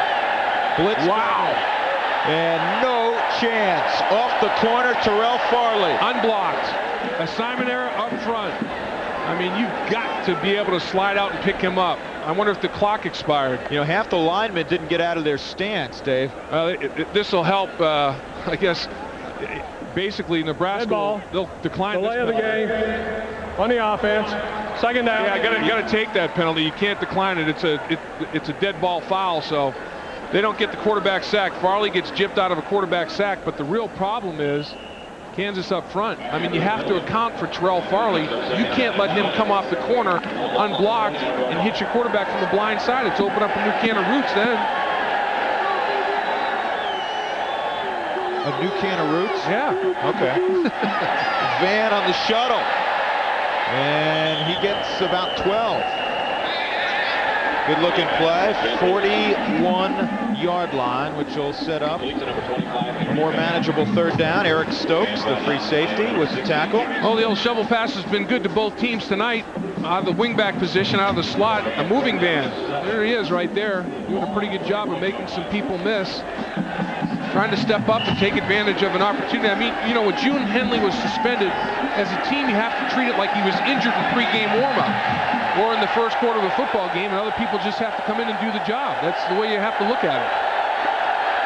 Farley's on the near side. Roots goes down. That's the end of the play. Well, as his lineman stepped on his foot, he planted that root in the ground. And it was either the center or right guard stepped on Roots' foot as he was separating from the line of scrimmage, just like driving a nail in his big toe, and down he goes. As you see Roots, The offensive line takes their steps inside, and they just trip up the quarterback, stepping on his feet. Cheap sack right there. He might have 40 sacks on the year before this game's done. Dean Royal to punt again. He hammered one 56 yards last time. This one not nearly as good. And Kenny Cheatham hauls it in. And he'll get it out to about the 34-yard line. A punt of 34 and a return of 4. 9:45 to go in the third. 49-7 Nebraska. Our optimum performer of the week, John Hass. Inside linebacker, 3.5 student in psychology. In fact, he already has his degree. And last week, he was the defensive player of the week in the Big 12 Conference. Double figures in tackles, also blocked the punt. Some of the damage he's done tonight against the Jayhawks, getting it done in the classroom and on the football field. Typical of the Huskers, who through the years have had 49 academic All-Americans, 11 more than Notre Dame, the number 2 school on that list. He also blocked the kick last week, as well as contributing 11 tackles. He loves the game. Toss sweep, D'Angelo Evans, well defensed, and still it'll take 5 white jerseys to bring him down. Well, the Nebraska offensive front, they go 3 deep at 300 pounds plus at every position, and they're playing a whole lot of folks tonight. They are, Drew. In the first half, 8 different offensive linemen played. Now you had Taylor playing center, left guard, and right guard. He played 3 positions. Dishman played left tackle and left guard. Pollock left tackle and left guard. 8 different guys, 3 of them playing more than one position. Deep, talented, what a group. They are a factory. Well, and they hang out where you were hanging out before the game, in that weight room. The pipeline just they keep adding valves to the pipeline and building onto that bad boy. The pipeline goes from coast to coast, I think. And here's Scott Frost a moment ago. See, everybody wants to get in the act and be a blocker. Sure. Well, you get all the guys pancaking, folks. Frost says, I'm going to knock somebody down. I'm going to go after you. Well, not too... Well, he didn't get the pancake. The defender tripped over a teammate, but Scott Frost, it was not really an excuse me block, but it was like, I'm not sure I want to do this. His modeling career's intact, though. No damage to the face. He's a good-looking young man. Yeah, he kept the helmet out of it. Yeah, he got the helmet out of there, and, you know, you can't do everything. Yeah. Glenn Mason told us an absolutely hilarious story yesterday. He was talking to Milt Tenneper, the longtime offensive line coach here in Lincoln, and it was before a game a couple of years ago. Right. And they had 9 guys suited up on the offensive line for Kansas that day. 9 guys ready to play, and there was 53 offensive linemen ready to go for Nebraska. And he walked over to a couple of them. He said, Milt, can I talk to him? They said, yeah, sure, go ahead. He goes, you guys are a bunch of dummies. We got 9 guys. You'd be starting for us right now. You're not going to smell the field till maybe you're a senior. He walked up to one kid wearing number 66. He goes, hey, 66, you blew it. You could be starting for him. The guy's 310 pounds. He's not even on Nebraska's roster. I mean, he had 52 guys. Every one of them weighed 299 or more, you know, and poor Glenn Mason at that time, when he came to Kansas, they were struggling to run the football because he didn't have any guys up front, any big people up front. They made a big effort to recruit big folks, but look at them all. It's the Marines. I mean, there's a red wave, a tidal wave. Nebraska's got some beef, boy. This is a QB draw. Scott Frost lost the football. And I think Nebraska's on it, though it's still loose. And Nebraska is on it. 3rd down, and they actually picked up a couple of yards on the fumble. I think D'Angelo Evans, no, he didn't end up with it, but he fell in Cheatham, I think. Yeah, Kenny Cheatham jumped on it. Yeah, he jumped on it. Evans made an attempt at it. This was a design play. You know, the quarterback running the football out of the shotgun and just true pulling from the left tackle spot all the way around to the right, not securing the football well enough for Scott Frost. He was dragged down from behind by a very active nose tackle, Brett McGraw. And McGraw's played well for KU tonight. I'll tell you, he's a rodeo guy. He ropes those steers, and I'll tell you, he can bulldog some folks inside. He's a tough customer. 3rd down and 7 for Nebraska. Option. Frost cuts it back, tackled short of the 1st down. From behind, he was hit by number 99, Ron Warner. You know, the thing that Nebraska does so well, Drew, is they have 10 different offensive sets in this football game. And they keep running all of them and poking and probing and seeing what kind of defensive adjustments you make, and they find out which formations are the most successful to run the option. which formation is the most successful to run the power game. They're going to go for it on 4th and 1 at their own 43-yard line. Power-eyed, D'Angelo Evans didn't get there. Stepping up in the hole was Patrick Brown, a 210-pound sophomore from Westerville, Ohio. You got flags in the field. I think Kansas may have had too many men. Somebody might have too many men on the field. Well, that would be a real shame, because this game may be out of reach for Kansas, but they're still playing as Glenn Mason said they would. That was a terrific play. And you're right, there were too many guys on the field. Yep, they didn't get the defensive personnel group out there. I think they may have been surprised a little bit that Nebraska was going for it, and they got caught in the Chinese fire drill a little bit. 12 men participated on defense. 15-yard penalty. Previous fight. First down. Well, shouldn't that be allowed, Dave? I mean, the way Nebraska's rolling. 1, 2, 3, 4, 5, 6, 7, 8, 9, 10, 11, 12. Oh, that's good in Canada, but not in the States. You're right, though. I'd let them have 15 guys. I'd say, hey, put the whole sideline out there. It's the only way you stop Nebraska. Glenn Mason, not a happy camper. So the ball now at the 43 of Kansas. D'Angelo Evans stops and darts ahead for about 5 yards. Another budding star at I-back for the Huskers. How many great ones have they had? It's amazing, only one Heisman Trophy winner. That was Mike Rozier. I tell you what, it's just a great program. Watch our fullback, number 45, top of the screen. Bob, boom. That's a pancake. Throw a little syrup on that bad boy, maybe a little powdered sugar, and away we go. I'll tell you what, that's a heck of a hit right there. New quarterback, Matt Turman, the senior from Wahoo, Nebraska. And he hands to Evans. Whoa. Boy, I like this guy. Inside the 30 to the 27-yard line. You know, Blevins in there defensively. You know what, Drew? This guy, he slides, he glides. I mean, it doesn't even look like he's running with much effort. It's not real high knee action. Man, he changes direction so quickly. Short, squatty, violent cut guy. And is he a smooth runner? This kid's got a future big time. Looks like he's skating out there. It's almost like he's on skates. Yeah, that's a good description. It really does look that way. And he's got the balletic moves down as he spins out of the grasp of Chris Jones, number 49. I tell you what, take a look at a tight spin move here. I mean, you're talking about, like you were mentioning, a ballet. I mean, here's a highly conditioned athlete that's a real horse. Oh, out in space we go. That's unfair to make a play like that on Chris Jones. D'Angelo Evans is tough. I want to see him do a little plie, arabesque, and pirouette. I want to see it all out there. This guy's got talent. He can do the ballet. He can run the ball. He can do everything. You know, he's an elusive date. He's hard to hug. Here's the fullback, Mr. Makovica, to the 8-yard line. Saving the touchdown was Michael Allen. Makovica, he'll block you. He'll run you over.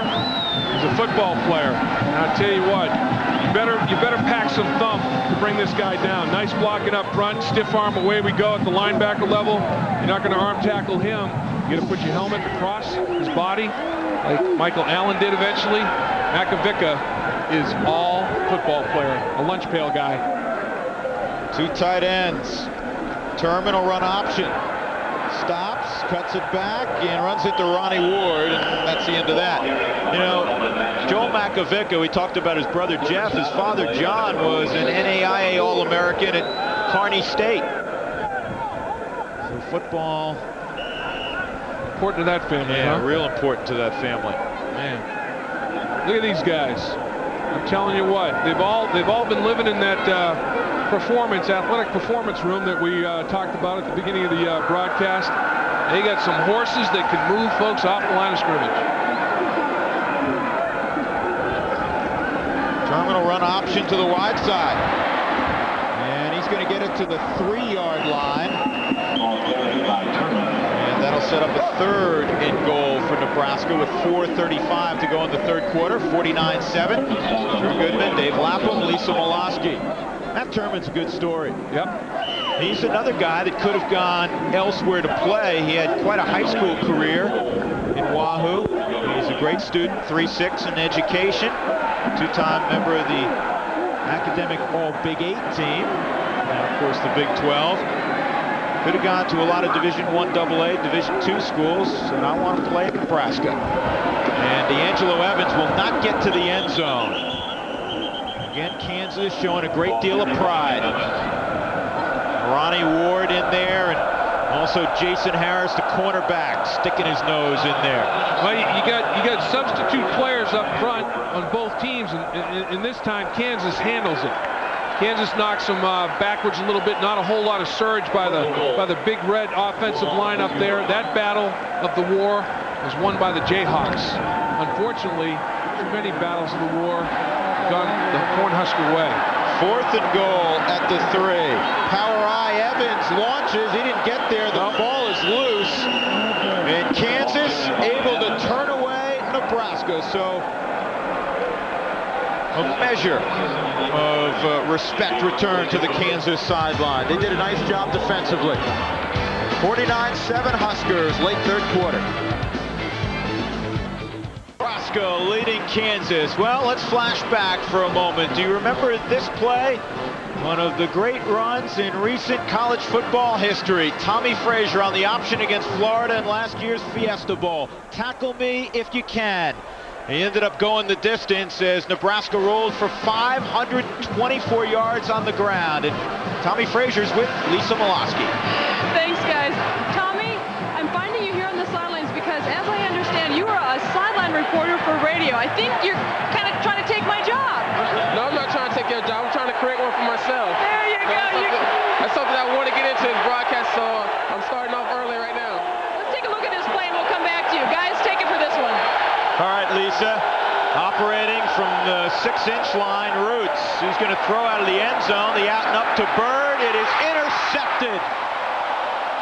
29 on the football for Nebraska is Shevin. Is it Wiggins? No, it's List. Yeah, it's got to be List. A different 29. Right. Wiggins plays offense. They got double numbers galore here. 120 guys suited out. They're into the 3rd and 4th team. Let's go back to Lisa with Tommy Frazier. Lisa? I'm back here with Tommy Frazier. Tommy, what do you think of the game so far? Boy, I'll tell you, Nebraska's offensive production has been great.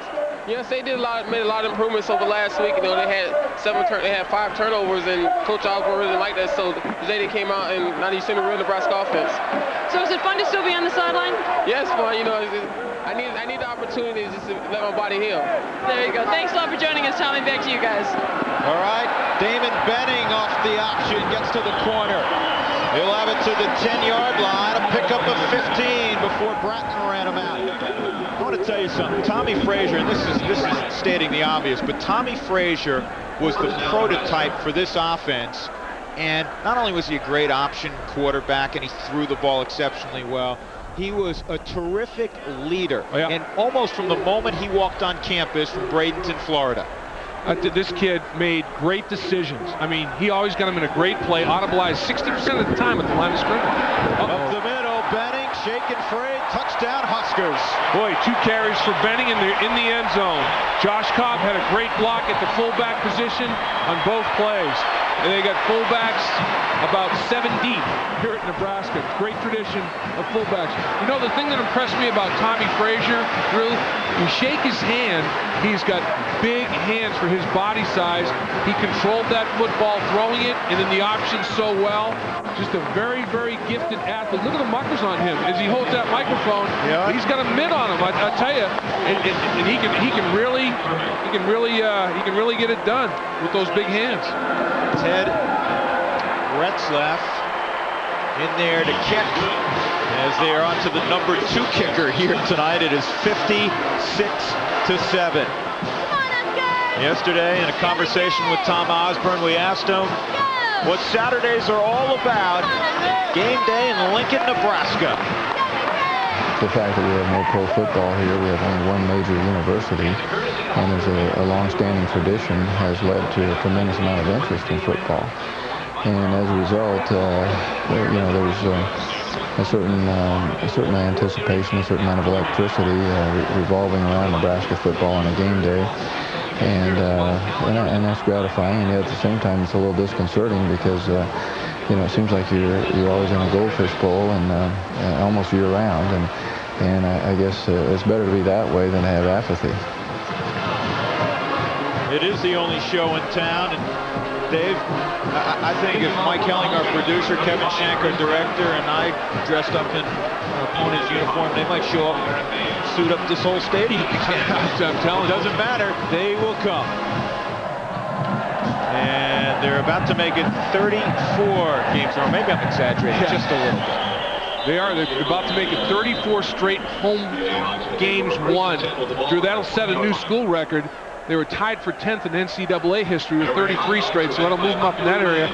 Conference games, this will make them 25-0 at home in conference games over the last 4 years. And amazingly, over the last 9 years, this will make them 55-2. The only two teams, unbelievable. Yeah, the only two teams to win here, Washington in '91 and Colorado in 1990. And the interesting thing about that is that Washington in '91 a share of the national title, right. Colorado in 1990 a share of the national title. So you have to have some great stuff to come into Lincoln and win. Well, this will make them, with tonight's victory, and it certainly looks like that's going to be the case, 56-7. It'll make them 42 wins, 2 defeats over the last 4 years. I mean, you can go on and on and on. The numbers, Coach Tom Osborne has never had fewer than 9 wins in any season. He's averaged 10 wins a season in his glorious career. Incredible. Isaac Bird, he's still playing. And he makes the catch in front of Peterson. Maybe a face mask? Face mask as he brought him to the turf. That'll be take on a few more yards. Probably the 5-yard variety. It's 5 yards or 15 yards, depending on if the official felt that he grabbed and didn't let go. But I'll tell you what, this young man, he's going to have David Burton, face mask, 5-yard penalty, into the run, first down, Kansas. You tackle up by the head, and that's what can happen to you. And Peterson gets caught, he gets tagged, but you have to tackle a little bit lower than that. But Bird, you have a two-way go. You can choose Major League Baseball or the National Football League. That guy's going to be making some money here pretty soon. It was a good decision to go to Kansas and play both sports. And again, he had a very nice rookie year in baseball, played only 23 games. You mentioned he had 275 earlier. Obviously a great speed guy, right, which is advantageous on the baseball diamond. Well, he played center field, and of course a definite threat on the base pass. I mean, that's the first thing they look for in baseball. One of the 2 things they look for: throwing arm and foot speed. And tell you what, Bird can do it. You know who else a two-way player, two-sport guy? Eric Van, right, the tailback. Right. He hit about 230 at Kansas, though. That's got to come up. Yeah. Roots, all kinds of time, and he guns it, and it's nearly intercepted. Jerome Peterson had a better chance at catching that than his intended target, Michael Chandler. Roots is having a good time out there, though. You can look at the expression on his face. He's getting reacquainted with a lot of teammates. I mean, he was here, started his career, as we mentioned, at Nebraska. He knows a lot of these guys on this football team, so they got a few things to say to each other as they separate after a play, get back to the line of scrimmage. And this kid, Roots, he has a quick release. He gets rid of the football very well, and a little bit of mobility has been taken away from him due to surgeries on both knees, but he's a leader and seems to be able to move his team pretty well, knows what's going on out there. 3rd down and 8. He'll roll the pocket, pressure coming. It's intercepted and dropped. List almost had number 2, and he would have been in the end zone. But he's listless. Right there, he just couldn't hang on. I knew you were going to do that. He went from superhero to, oh, man. You talk about golden goalposts. Right there, he's saying, I got a touchdown. He looked it in, just didn't squeeze it. List is very upset right now. Roots got drilled, too, after he released that football. He paid the price. Dean Royal. Another punt. This one gets up in the wind and turns over. Wiggins back to the 15-yard line.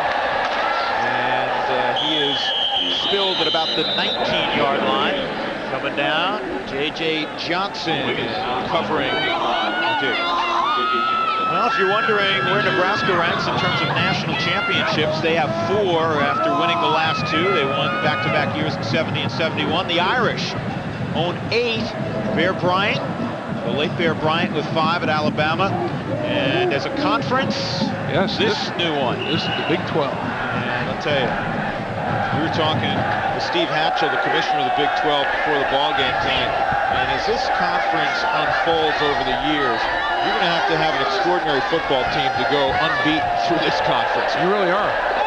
Benning makes his way for about 4 or 5 yards. Spilled by Jason Harris. We should point out, with 1:02 to go in the third quarter and clock moving, a one-sided game, 56-7 in favor of Nebraska. They're not beaten up on chopped liver. This is not the Kansas Jayhawks of 10 years ago. This is a team that won 10 football games and finished in the top 10 in the nation last year. They came in the preseason ranked number 24. Right. And that is just how good Nebraska is. They can make a fine football team look very, very average. They've got a lot of people. They've got so much more depth at every position. And you play them at home, and it's even tougher. Benning keeps the football. They gave it to him and faked the reverse. You know, you're right about Kansas, though, Drew. They came in 3-3 with a +12 turnover ratio. Very easily could have been 5-1. You know, gave up some big plays early against Utah. Came back to take the lead. Utah drove to score on them late to beat them in that football game. Didn't play well against Texas Tech, but gave Colorado a good go defensively. They couldn't move the ball that well against Kansas. Just couldn't take advantage of opportunities, but Nebraska kind of taking them apart tonight. Tom Osborne wanted that snap to happen before the quarter ended. It did not. 3 quarters done in Lincoln. Yes, indeed, it is the home of the defending national champions, and they're having their way with Kansas, 56-7.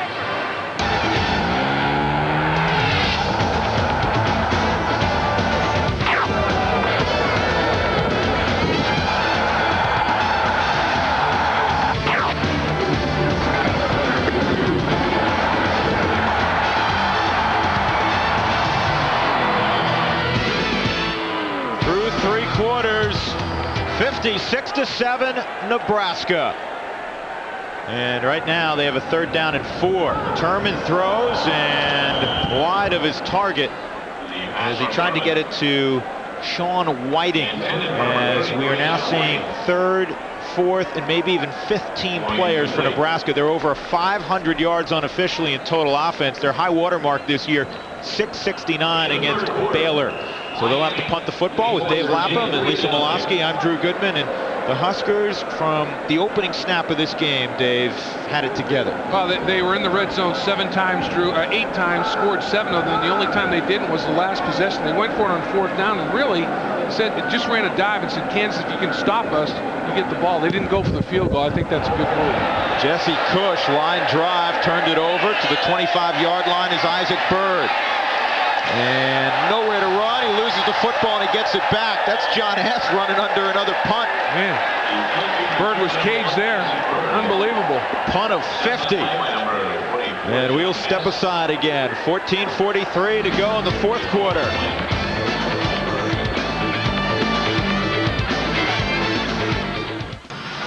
The Trojans head to Pullman for a garden party, but the Cougars never promised them a rose garden. USC and Washington State collide Saturday on Prime Sports.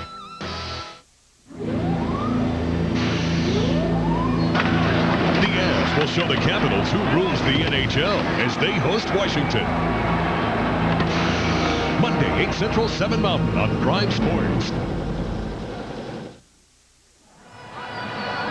Welcome back to Lincoln, Nebraska. I'm Lisa Molosky. In the 4th quarter, Nebraska 56-7. I am here on the sideline. This is where I stand and watch the game. But look what I've discovered. I found all these people underneath the stadium, and I found out they all have tickets up in the stadium, but they come here to field level. And I gotta know, guys, why do you come underneath and look through this fence the entire game? Lisa, we get the better angle from down here. Better angle? And you can kind of feel the roar of the crowd and hear the guys. Yeah, exactly. There you go. Look, they've got cables and fences, and I'm telling you, this is something else. These guys will do anything to get near the game. Back to you, Drew, Dave. And Lisa, they're standing under a sign that says Georgians for Nebraska. That isn't an election. That's not an election slogan. That's folks who come up from Georgia every week to visit Lincoln and support the Huskers. And Drew, you know what? I just happened to wear the right color for this game. These people love it. You did. We did notice that. We thought you were rather gutless wearing red I'm today. telling you, right. You know what? I think chocolate shakes for all those guys under those stands. That's right. Van into the hole, gets a couple more. It'll set up a 3rd down and 4. And what's the view from inside the fence? Oh, yeah. It's not great. Boy, those high punts and high passes, it's hard to get a good view of those bad boys. Man, you know what, though? You feel like you're part of the action. I mean, you're right there. Lisa's saying hello to her fans. Yes. Well, you know what? I worry about those guys. You know, they come down, they have a nice seat up high, they come down to watch beneath the field level. Those are the guys in high school who used to hide under the stairs. That's right. That's right. I thought they might have snuck in and were still hiding from the authorities. Roots goes to Sanders out of the backfield, and he'll have the 1st down to the 38-yard line, and it's a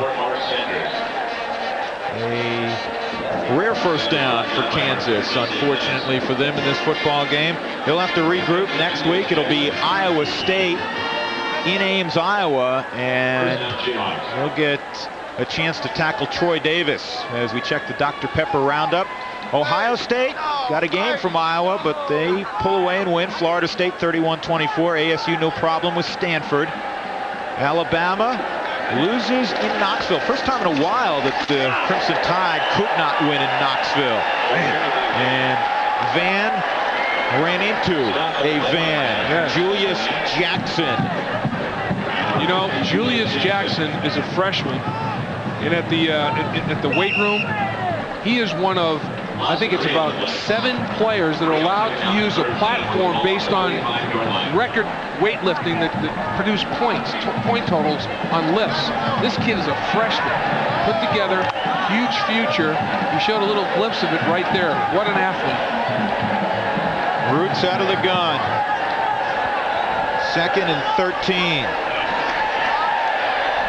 Roots throws it behind Andre Carter.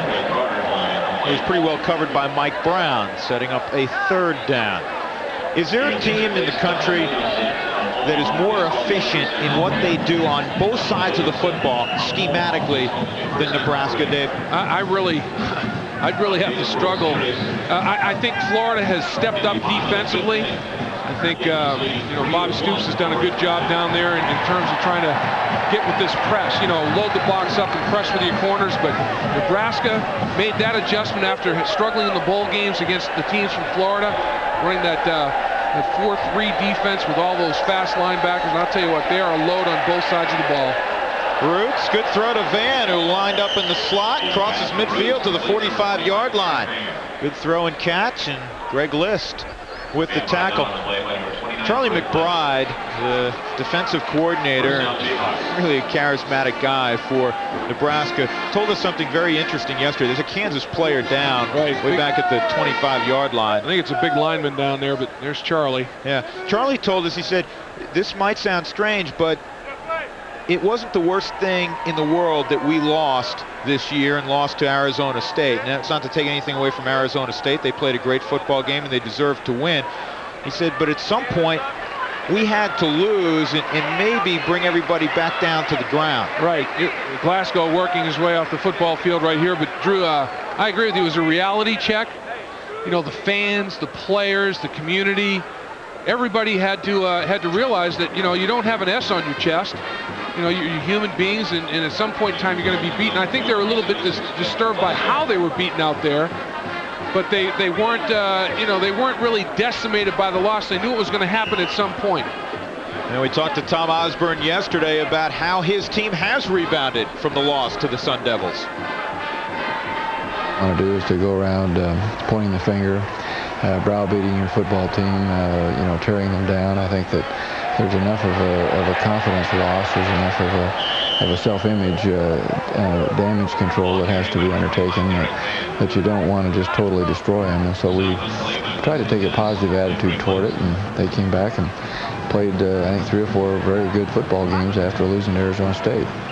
They'll make it 4 or 5 very good football games. I'll tell you what, they showed resiliency, and that's the fiber of a champion right there. A little bit of character as a football team, and they weren't going to be down long. Tom Osborne has got a bunch of assistants that have been here for 20 years or more, and they're patient. They do the same things.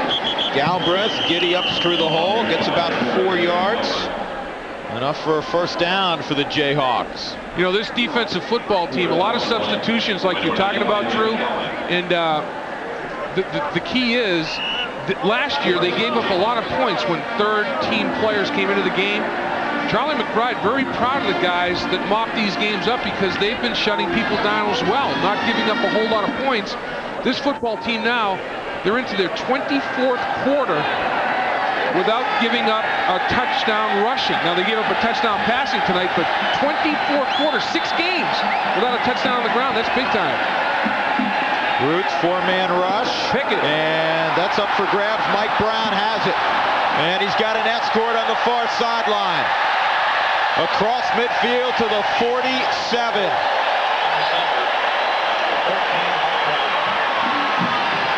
They run at you in waves. A 44-yard return for Brown. And to embellish the point you just made, Tom Osborne told us that they can go 3 deep at every position with guys who are ready and prepared to play on Saturday.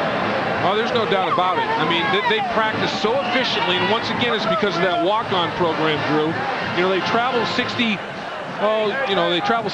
players, a third of them, 22 guys were walk-ons at some point in their career, and it just makes them practice so darn efficiently. They all get good reps. Turman stays in at quarterback. And this is about a 9-yard gain, and got to look on the depth chart because there's a new guy in there by the name of James Sims as they go to the 4th-team tailback. Well, pick up almost a first down on first down in that situation, 9 yards.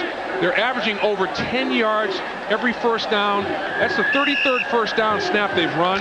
They're averaging about 10 yards per snap on first down. That's big time. Kansas is averaging about half of that, 5 yards per snap on first down, and really the reason for that, 77-yard play to Bird on first down. They go fullback, and Josh Cobb will have first down, and got to be a lot of tired bodies physically and emotionally on the Kansas sideline. Anytime you play Nebraska, you want to give it your best shot, chance to knock off the national champions, a tradition-rich program. And Kansas just did not have enough guns tonight. Well, you know, and that's another thing about Nebraska, Drew. I think you make a great point. Everybody gives it their best effort. In Nebraska, they've won back-to-back national championships. Now, if the field goal against Florida State was true, instead of going off wide, they'd already have 3 straight national championships going for 4. So one field goal where they lose that game, they would have 3 in a row right now. That's incredible. And you know, there's no ladder a seat at the top of the ladder of success. And look at the numbers that Coach Osborne continues to put up. Everybody's taking your best shot. They continue to win. They sustain it. They've been consistently excellent, and that's a big key. Sims runs it wide, and jumping on his shoulders was Mitch Bowles. Bowles, a redshirt freshman from Las Vegas. Kansas has been able to recruit much better the last few years. Not only have they had far more success, they've had winning seasons in 4 of their last 5 years, been to a couple of bowl games, beat up UCLA last year in the Aloha Bowl. Sure did. But when Glenn Mason sits in your living room, not only do you listen, but you're going to smile and you're going to feel good about what they're doing in Lawrence, Kansas. And he is starting to win plenty of recruiting battles. Second down and 6. Turman goes underneath. With the football is number 81, Aaron Wills. Michael Allen brings him down finally. Another first down for the Huskers. And you know what? They never leave. Even though this game's over, no one has left. There's still 75,000 here. The only game in town, Wells, the tight end. Watch what he does here, Drew. He's at the end of the line of scrimmage. He gets lost here blocking a little bit and then releases out into his pattern late. Kansas doesn't make the adjustment. Look, he blocks. The linebackers lose track of him. Now he leaks out late. And everybody's backdropped into their zones, and he's wide open underneath. Great scheme, well executed. Sims on the option. Sims, a stiff arm, gets it to the 5-yard line. He nearly took that in. You know, what you mentioned about Glenn Mason, though, I can't agree more. I mean, this guy is somebody that you want to play football for. And, you know, he mentioned, just the deal with June Henley it's a tough thing. But he says he's going to treat his football players like he treats his own kids. He's got teenage children. He's got college-age students. And he's going to be consistent. Sometimes you have to punish him. Sometimes you have to defend him. He felt like he had to punish June Henley this time. That's a touchdown for Nebraska. Josh Cobb bouncing off people. Another fullback. In the end zone. Another fullback. Let's keep lining them up. Wow. Cobb, 230-pound sophomore from Wallace, Nebraska. You think he couldn't have been somewhere else? Sure. I mean, he probably had about half a dozen options. Maybe not all Division I, Division I AA, Division II, but he wanted to play here and do this in front of these Husker fans that just go crazy for football. I mean, it's a thrill. His hair standing up on the back of his neck. Retzlaff pumps it through. The Huskers into the 60s. 63-7 with 8:37 to play in Lincoln. Josh Cobb, first touchdown of the year, and you know what? He's going to remember that for a long, long time. And look at the whole team congratulating him. It's a family over there. Tough night for Glenn Mason. Great night for Cobb, though. He'll never, ever forget this. His first touchdown in his college football career at home.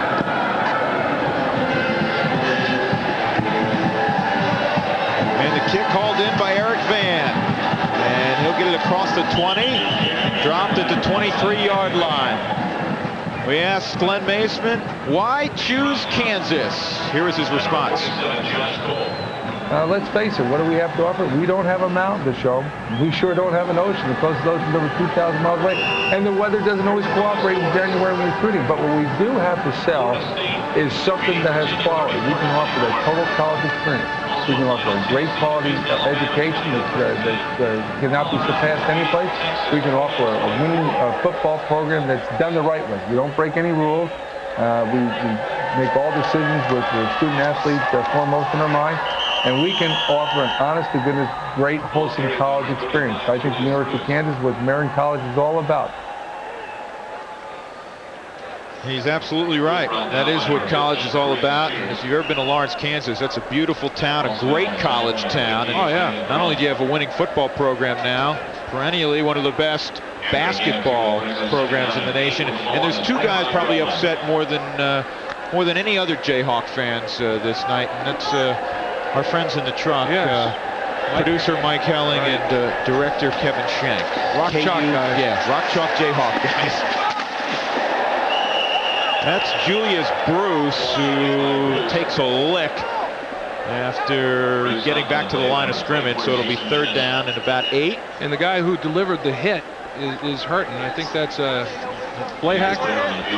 Yeah, Blahak. And I'll tell you that Glenn Mason, though, if he comes into your kitchen, sits down at the kitchen table with you and your parents, the guy can sell Kansas. He can sell anything, really. Yeah. I mean, he's a charismatic guy that he could sell you anything in the world. And there's no doubt that he and his coaching staff, when recruits come on campus, he's gonna really make you think about going to that university, because Lawrence, everything revolves around the football and basketball programs there at Kansas. I mean, it's a big-time thing. Of course, you live in a fishbowl. June Henley can tell you all about that. But there's the thing about college football today, Drew. You know, these guys are experiencing a great thing tonight. I mean, very few college students have an opportunity to do what these guys are doing tonight.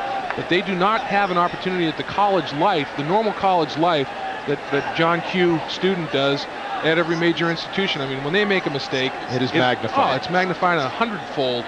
And that's the nature of the beast. There's pros and cons to it. And you know what? Similar to his counterpart, Tom Osborne, these guys really honestly care about their kids. In fact, Glenn Mason carries a beeper with him. Right.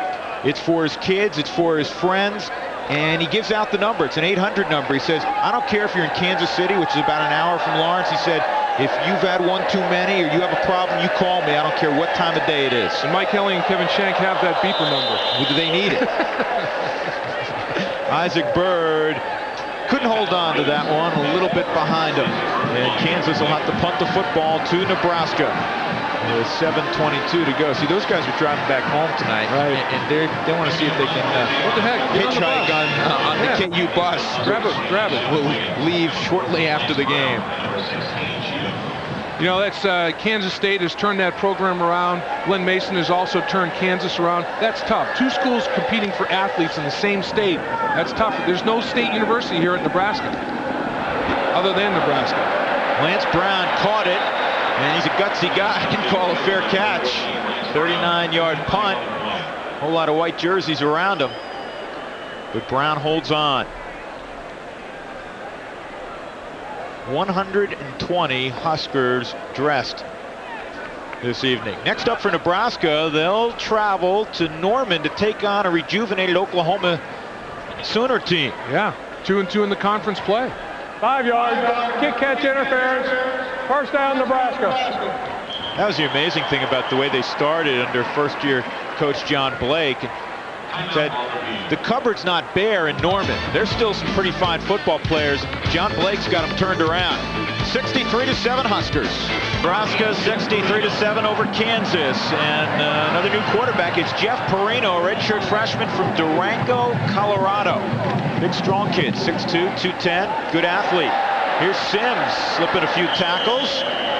And for the storyline on this game, we go downstairs to Lisa Molosky. Lisa. Hey guys, still a great night down here. It is time now for our Southwest Airlines storyline. Nebraska defense dominating as expected. Nebraska has allowed only one touchdown in the last 18 quarters. In total offense, take a look at those numbers. Nebraska 547 yards, Kansas 202. Ooh. Nebraska dominating, guys. Man, I'd say so. D'Angelo Evans back in there, and he's hit almost immediately. As soon as this young guy gets up, we'll be able to tell you who it is. It's Steve Bratton, another Colorado kid. He's from Arvada, Colorado.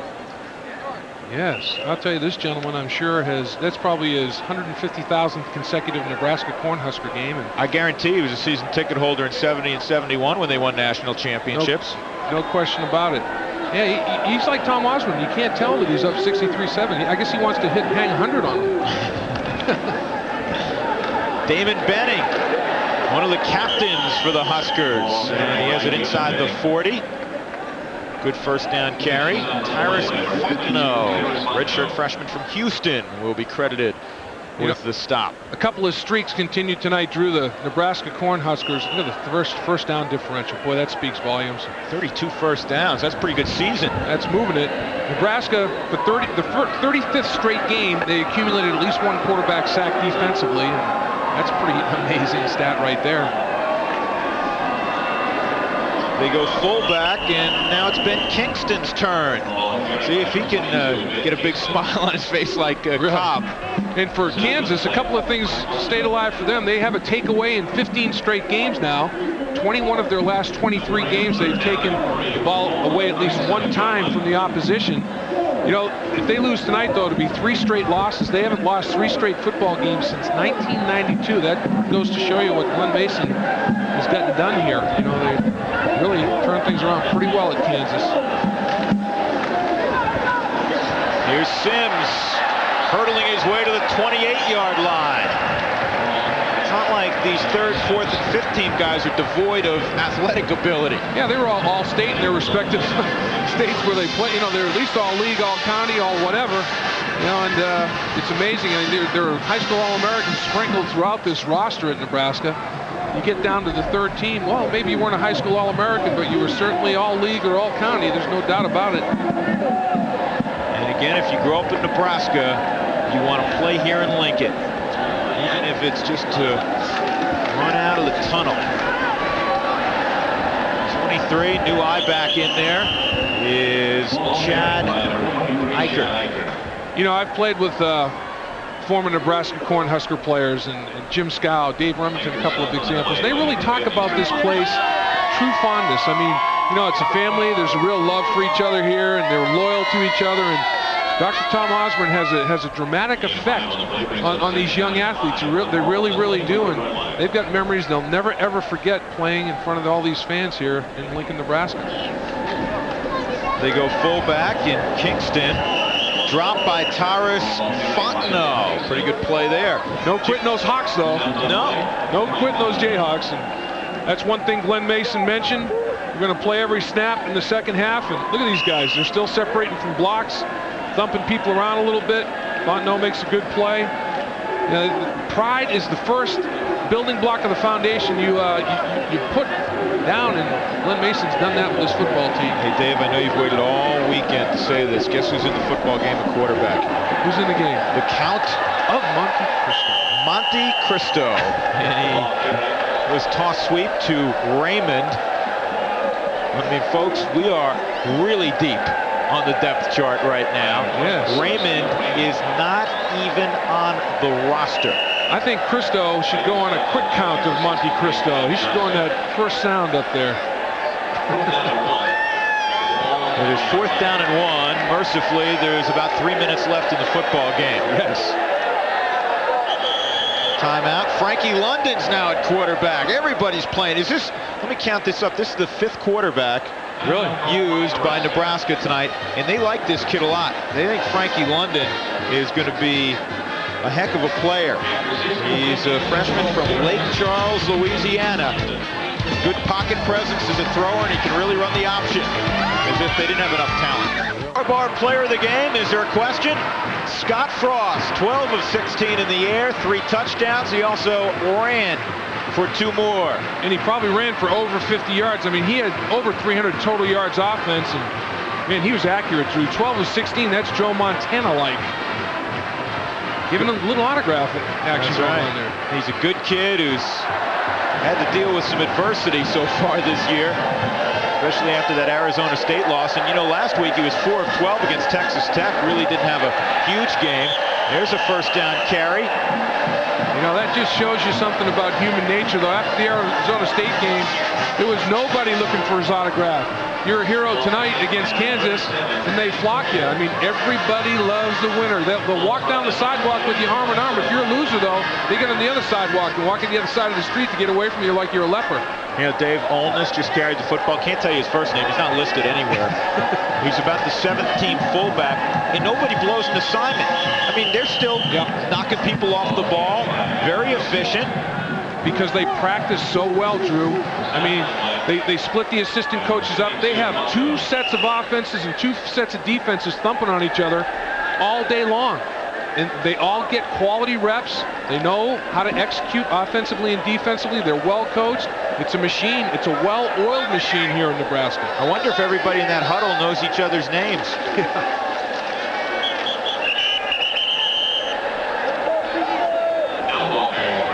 This is Kingston. Here we go, another wave hitting the beach. It's absolutely extraordinary. And it is also, I mean, we're making light of it here and having a good time with it. But honestly, it's one of the reasons that Nebraska has won 2 straight national championships. Their walk-on program, the depth that they have, especially now at the scholarship limit at 85 as opposed to a few years back when it was a 95 scholarship limit. You get 85 walk-ons a year. Yeah. You know what? This is the 11th time Nebraska has been in the red zone. Now, they've scored 9 times. They've got 63 points. And here come another couple. Holy mackerel. They're taking them out of the stands and throwing equipment on them. Hi, they're everywhere. Hi, my name's Ronnie. I'm a fullback. They're growing. They're watering the turf, and they're springing up from the turf. I mean, they're everywhere. It's unbelievable. Check this dude out. Check that dude. Man, oh, man. Pre-game meal big. He hasn't missed too many meals. This is a quality program here now. Everything's a fullback give. Kingston so close to getting in the end zone, and Bratton grabbed him. Man, Tom Osborne is literally running the same play. It's a fullback give. And here comes another crew. He is not trying to run it up on Kansas.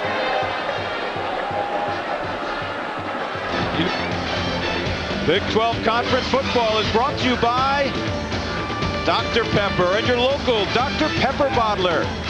And by Southwest Airlines with low fares on every flight, every seat, every day. 63-7, and Nebraska turns it over on downs. And Kansas will have the last couple of snaps. And they too have a new quarterback. They brought in Hamilton Hill, who's a sophomore from Wichita. There's Hamilton. Boy, Nebraska, I don't know how many rushing touchdowns tonight they had, but they haven't given up one. So they've only given up one rushing touchdown. They've got at least 23. I think they had at least 3 rushing touchdowns tonight. Frost had a couple. Benning had one. I'm trying to remember. 6 rushing touchdowns tonight and 3 passing. Okay, they got 26 touchdowns rushing. They've only given up 1. That is incredulous. They've only given up 7 touchdowns all year, period. What? I mean, it continues to be frightening, the numbers. There's Julius Bruce. He's a sophomore from Olathe. And that, in all probability, since I don't think Kansas is going to stop the clock, will be all. It was impressive on both sides of the ball. And folks, there's absolutely nothing wrong with the Nebraska Cornhuskers. They'll be in the championship hunt. It's going to happen. 63-7. You know what? You think about when Nebraska lost to Florida State when they didn't hit the field goal. Florida State lost very late in that season to Miami. They beat Nebraska. They still won the national championship with a loss late in the year. When Tom Osborne lost to Miami, going for 2. Miami had a loss that year. They still won the national championship. Nebraska is not out of the national championship hunt by any stretch of the imagination. No, they're not out of it yet. Circle November 29th on the calendar. Colorado visits Lincoln. And let's go down to Lisa Molosky, who's with the winning head coach. Lisa. Thanks, Coach. Congratulations. I think you really made a statement tonight. You're looking good. Well, we played well. I played well both sides of the ball. Kicking game was good. Got a lot of players in the game. That always kind of helps morale. So we're pleased. I think everybody here in Nebraska is pleased. This sea of red is very impressive, Coach.